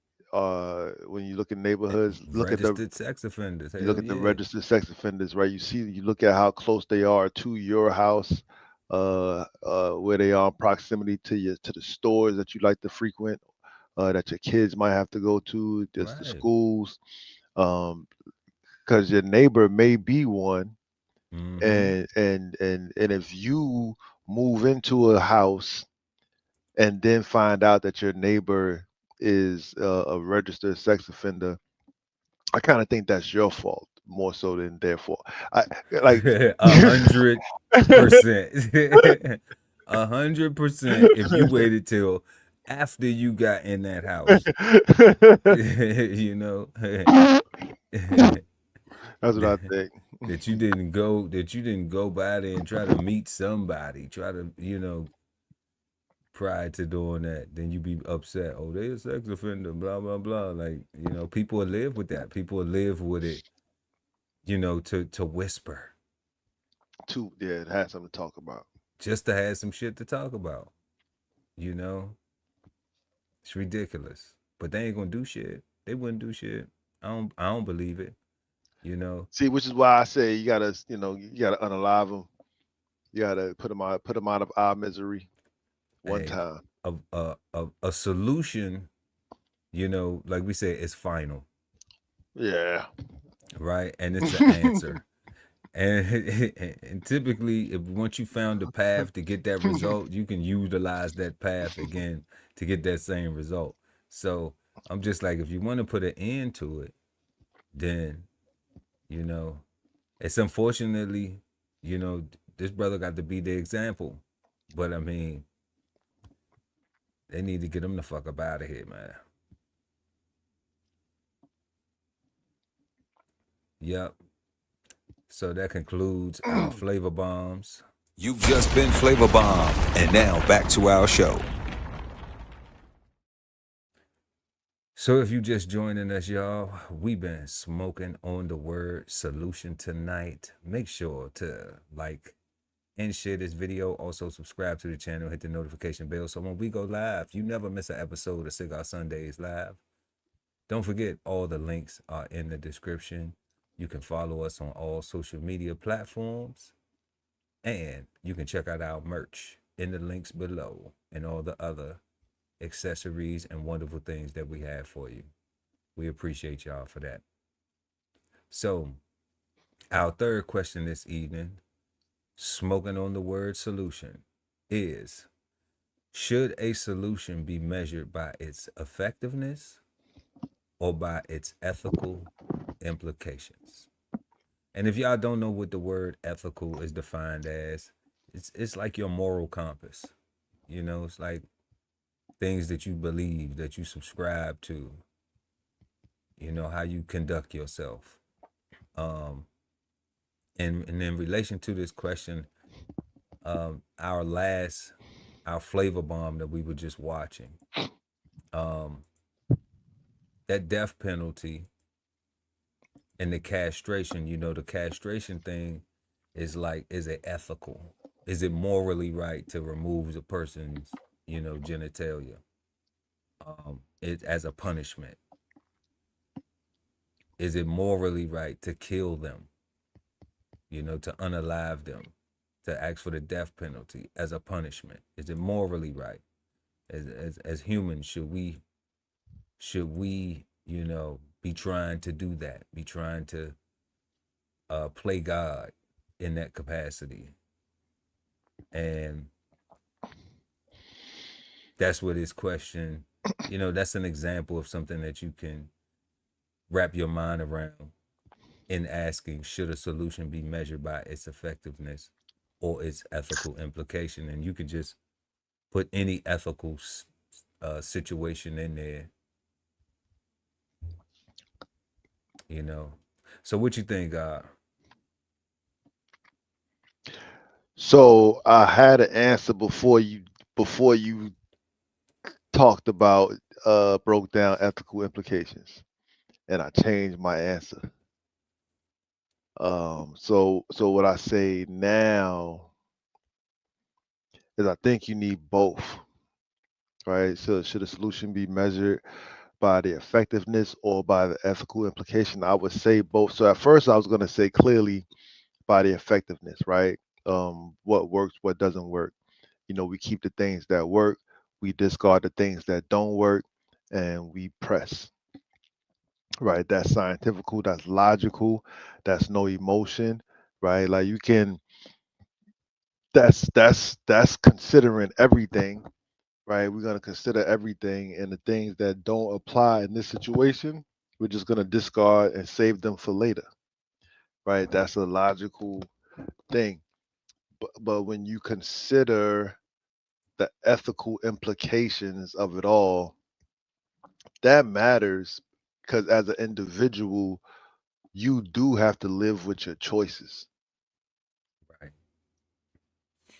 right? So, I say often the problem that we have here in America in the black community, and I kind of feel like I say black community because we black, right? But I kind of feel like it's something that everybody got. Is we look to the quote unquote dominant society, to white people and to their rich and famous statuses and to all the wealthy people that we see, and we want their stuff, right? We want that status.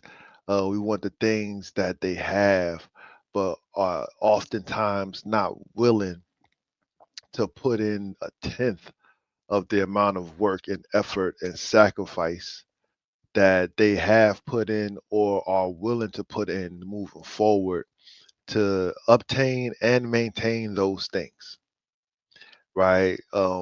We in the communities, we often talk about conspiracy theories, and we talk about blood sacrifices and rituals and this and that. And the real reality is that we talk about those things in reference to the movers and shakers, in reference to the wealthy of the wealthy, right? The ones that literally are printing money that we can spend and get it from our paychecks, right? We're talking about those people.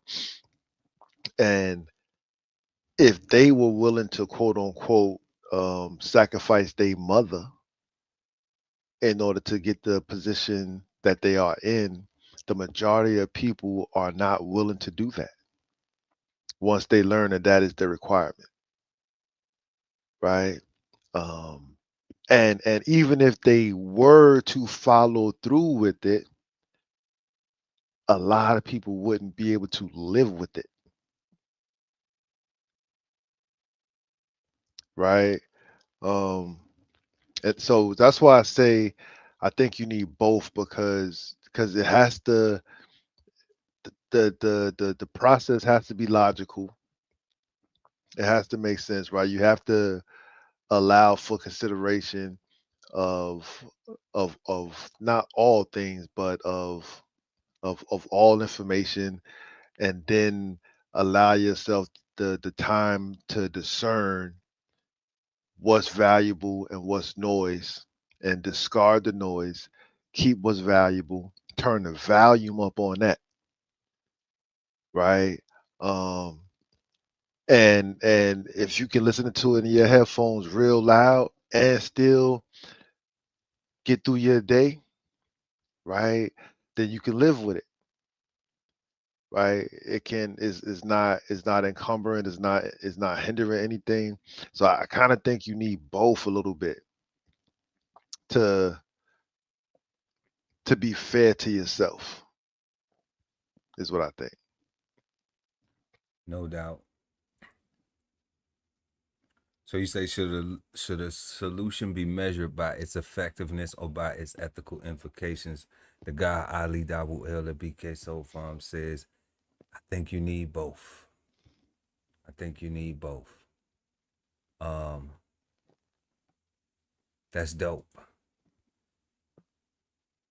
When I ask myself that same question, I think I need effectiveness. I think I need effectiveness and That's what I said. and no moral implication. All right? Because the moral implication only happens when it's something that would definitely challenge my morals. So those things are already off the table. Everything else is, for an example, we want the communities cleaned up. And this is one of them things where, like, something that we see going on socially, where Trump is now getting ready to is sending National Guard members to cities like Memphis or Chicago. Now, we say we want the communities clean, want to be able to go to the grocery store, gas station, these things that we hear, people being victimized who are not committing crimes in these communities. We hear them saying, expressing these things, how dangerous it is. Now, we know they aren't being effective in whatever it is they're trying to do to prevent it. I can't say that people not doing nothing because I don't know what they're doing. I don't follow it. But I'm going to say the things that they are doing, they aren't effective. It isn't reducing the violence based on a communal effort. The elders, the old folks, the young people getting together saying, stop this, we not going to do this. You know, like we see rallies for police injustices, but we don't see rallies for community peace and collectiveness. So if we did see that more and we saw a result of it, then we could have something comparable, but we don't.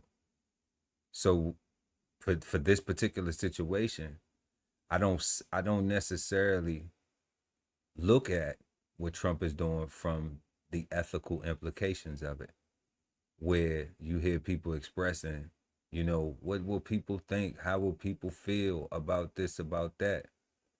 But it's like, if it's going to be effective and it's going to stop little babies from getting shot up from the young sliders and the young spinners and the young steppers, the people who out here just being recklessly shooting up communities, you know, and taking innocent lives, shooting up a mama or shooting up an auntie or somebody else that ain't got shit to do with your beef.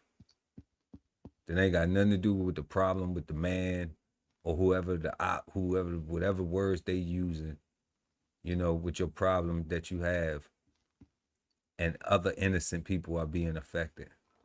So if we not going to do it, then I'm not going to be ethically biased or prejudiced just because somebody else coming in who I may not agree with everything they do, but they have a plan that appears to be, that will be effective. You know, so I think that a lot of times the feelings become so overwhelmed with the ethical implications that it blocks seeing the effectiveness of the solution. And then I agree with that. You know, and then it puts people in a position where now you had these conversations and, you know, some people be like, well, do you really want safer streets? Do you really want a safer community? And it's taking the onus of saying, well, you need to do something to change it, right? Like now you don't have to do nothing to change. Like if you wasn't doing nothing before and you was just existing in it. Now you really ain't got to do that. Now you don't have to do nothing. And, you know, it's going to get fixed for you. Yeah, now, you know, the president is like, all right, I'm tired of hearing about this shit. I'm tired of hearing about it. I'm tired of seeing it. He don't experience it because he don't be there in them communities walking around and shit and going through that. And his life, he got bulletproof everything. Wherever he going, they checking all types of shit. Plates, napkins, glasses, socks, shoes. Everything he got going on safe. Like it's a home run every time, you know? Every time. We did see the little thing where they tried to, you know, shoot at him or whatever. But I mean, like after that, like you best believe, you know. So, you know, our question that we are asking is, you know, should a solution be measured by its effectiveness or its ethical implications? You know, I'm definitely going with, you know, it should first be looked at by its effectiveness. Period. Yeah. You know, like if I'm thinking about how to solve something or how to, you know, how to get the answer or how to, you know, fix a problem, I should be looking at what can I do that's going to be effective so we can get to that solution. You know, not is somebody going to like me or is somebody going to have a problem with, you know, my presentation or somebody gonna have a problem with because they feelings hurt and shit like that, you know. We don't have no room for that at all. You know, not when we trying to get to a solution. Correct. You know, so that's why I asked the question too, like on some levels, like does a person really want the solution? You know, if they hung up on the ethical implications of it, you know, on the moral thing, well, it's just not right. Well, it's just not this and it's just not that. Well, I don't care if it's gonna be a fix. I don't like because there's some feeling shit that has nothing to do with the effectiveness of you don't have to deal with that shit no more. It can be solved. Yeah, you ain't wrong. Like I said, that was my whole position until you broke down the second part of ethical. I'm like, I started thinking about that, and I was like, when I started thinking about ethical, I'm like, But yeah, and I agree with you. It got to be logical. Yeah. If it's not logical, then it don't even make sense to even pursue it. Because yeah, I'm like if we like we was talking about with the flavor bomb with the piece of shit dude from Louisiana. Yeah. You know, that right there, it's just like what are they having a conversation about? Like they should just be having a conversation about this is what happened, this is what we doing. You know, like we not up in the air on if we gonna do this or if we gonna do that. Nah, we seeking the death penalty. Done deal. Done deal. You know, and telling us some crap about this. And I looked at it further. I mean, you know, I don't get that, man. You know, so yeah. Solutions. You know, they get caught up in ethics, and I think that was a fitting question for, you know, for those things, that thing, and all of this stuff we're currently seeing and experiencing, you know, across America right now. Those situations, he ain't the only creep, you know, and clearly DC happened first, you know, and it's a whole lot of other things, but we can't just look at those things on the outside. We have to also look at things that we deal with on a daily basis too, of measuring our solutions that we apply based on if it's going to be effective or if I'm in my feelings about something versus what is going to work, what is going to allow, you know, you to have that peace that you're looking for. You know, how you going to be able to get to that goal. Yeah. How you going to be able to have that answer.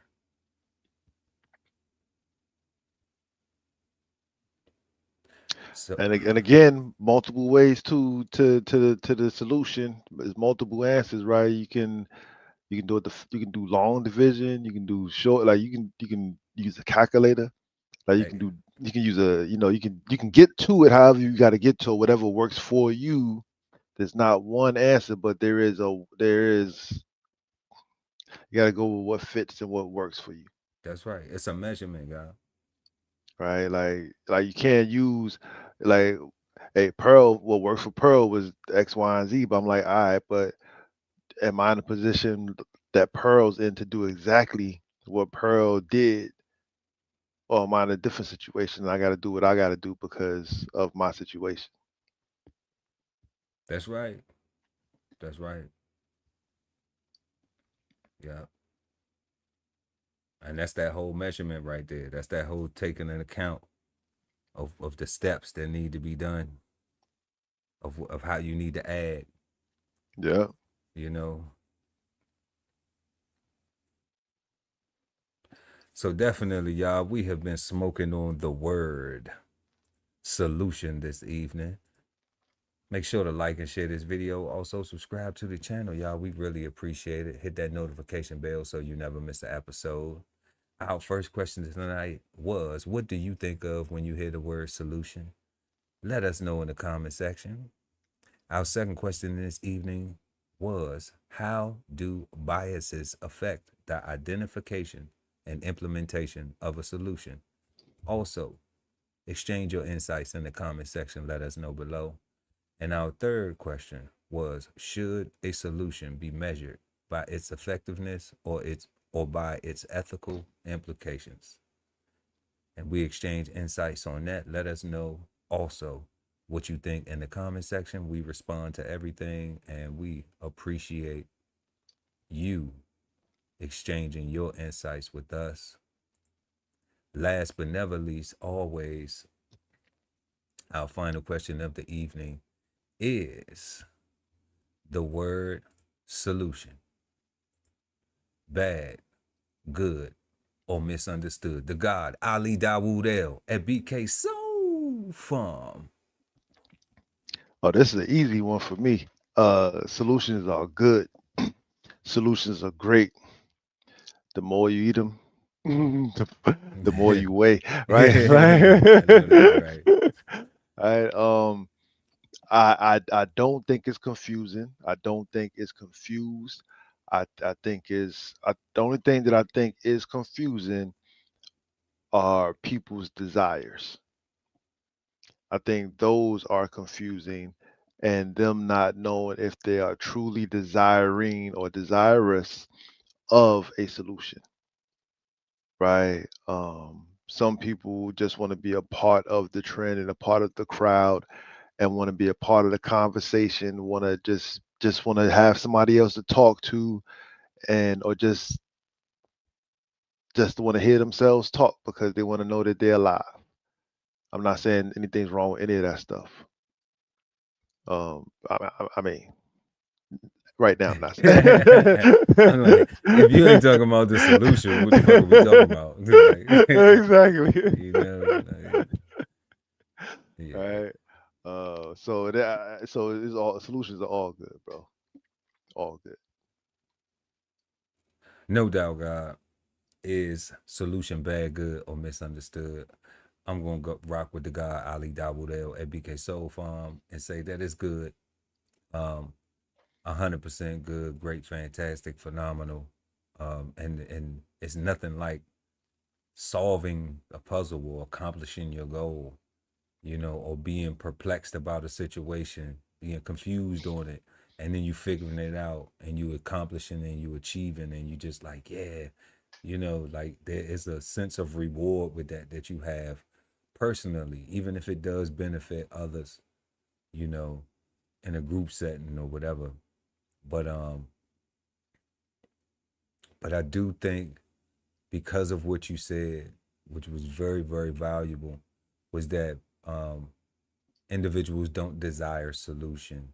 I think that is where it is misunderstood, because they haven't taken the time to examine it, to self-reflect and say, Yeah. am I a person who who values solving problems, and no matter how they look, no how they present themselves, you know, do I value that? Do I value trying to have it solved, you know, peacefully, you know, or with some struggle, you know, with some what do you call that, adversity within it, you know, because I know we just trying to get to the good part. We trying to get to the goal. We trying to get to the answer. We trying to get to the solution. So it's not a struggle. It's just, you know, learning lessons, trying to figure out the right strategy, getting your measurements together, like we was talking about.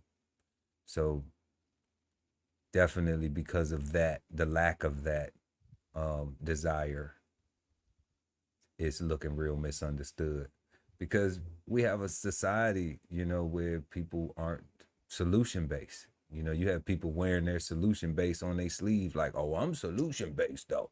I don't know about them, but we gonna get, you know, when you get put in a box with people who aren't solution based, that's a problem,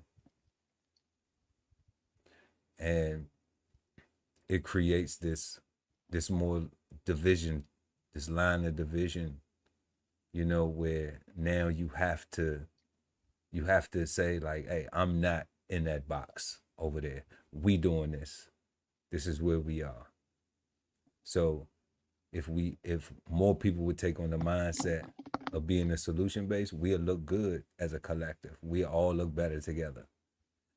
It won't be no need for, oh, that's what you doing, or that's what they doing, or, well, you do this or you do that. Like the guy said, everybody gonna have their own measurements, the way they measure something, the way they get to the answer. But uniformly, we will all be solution based, you know, and that allows the ability to work together, because now we bringing ideas together to get to the same goal. That was the point of that. That was the point. That was the whole point of that. Yeah. So we're going to check this comment out right quick. See, no, I watched it. I still don't trust putting that type of action. If I was to vote on it in our judicial system, I don't trust the investigation system. But okay. That's true. Okay, it's all good. I don't know how you're going to doubt an STD, though. They say they gave the child an STD, you know, so.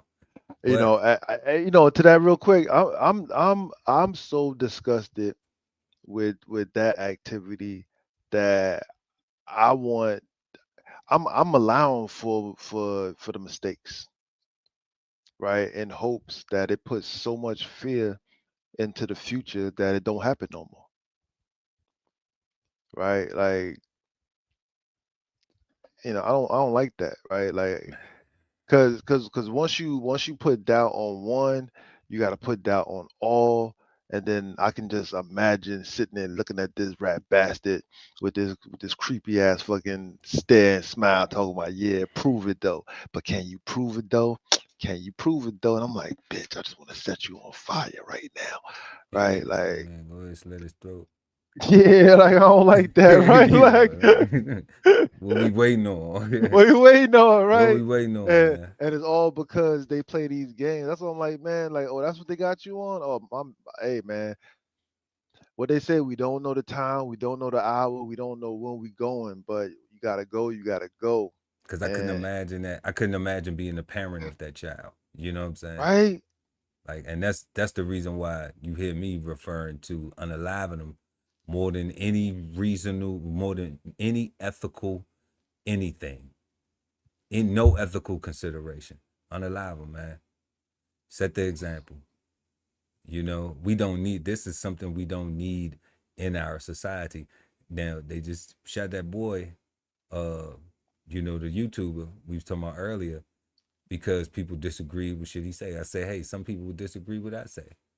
You know, they may think ethically like, man, that's messed up. How would you like it if something like that happened to you? First of all, that shit would never happen to me, because I ain't messing with no babies.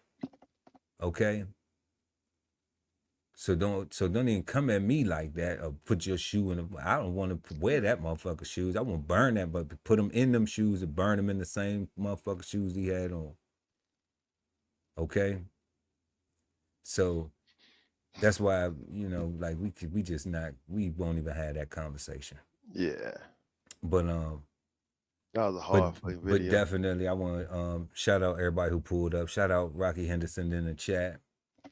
And everybody else who pulled up this night. Make sure y'all hit that like button. We really appreciate it. It helps us get this content out to other viewers like yourself.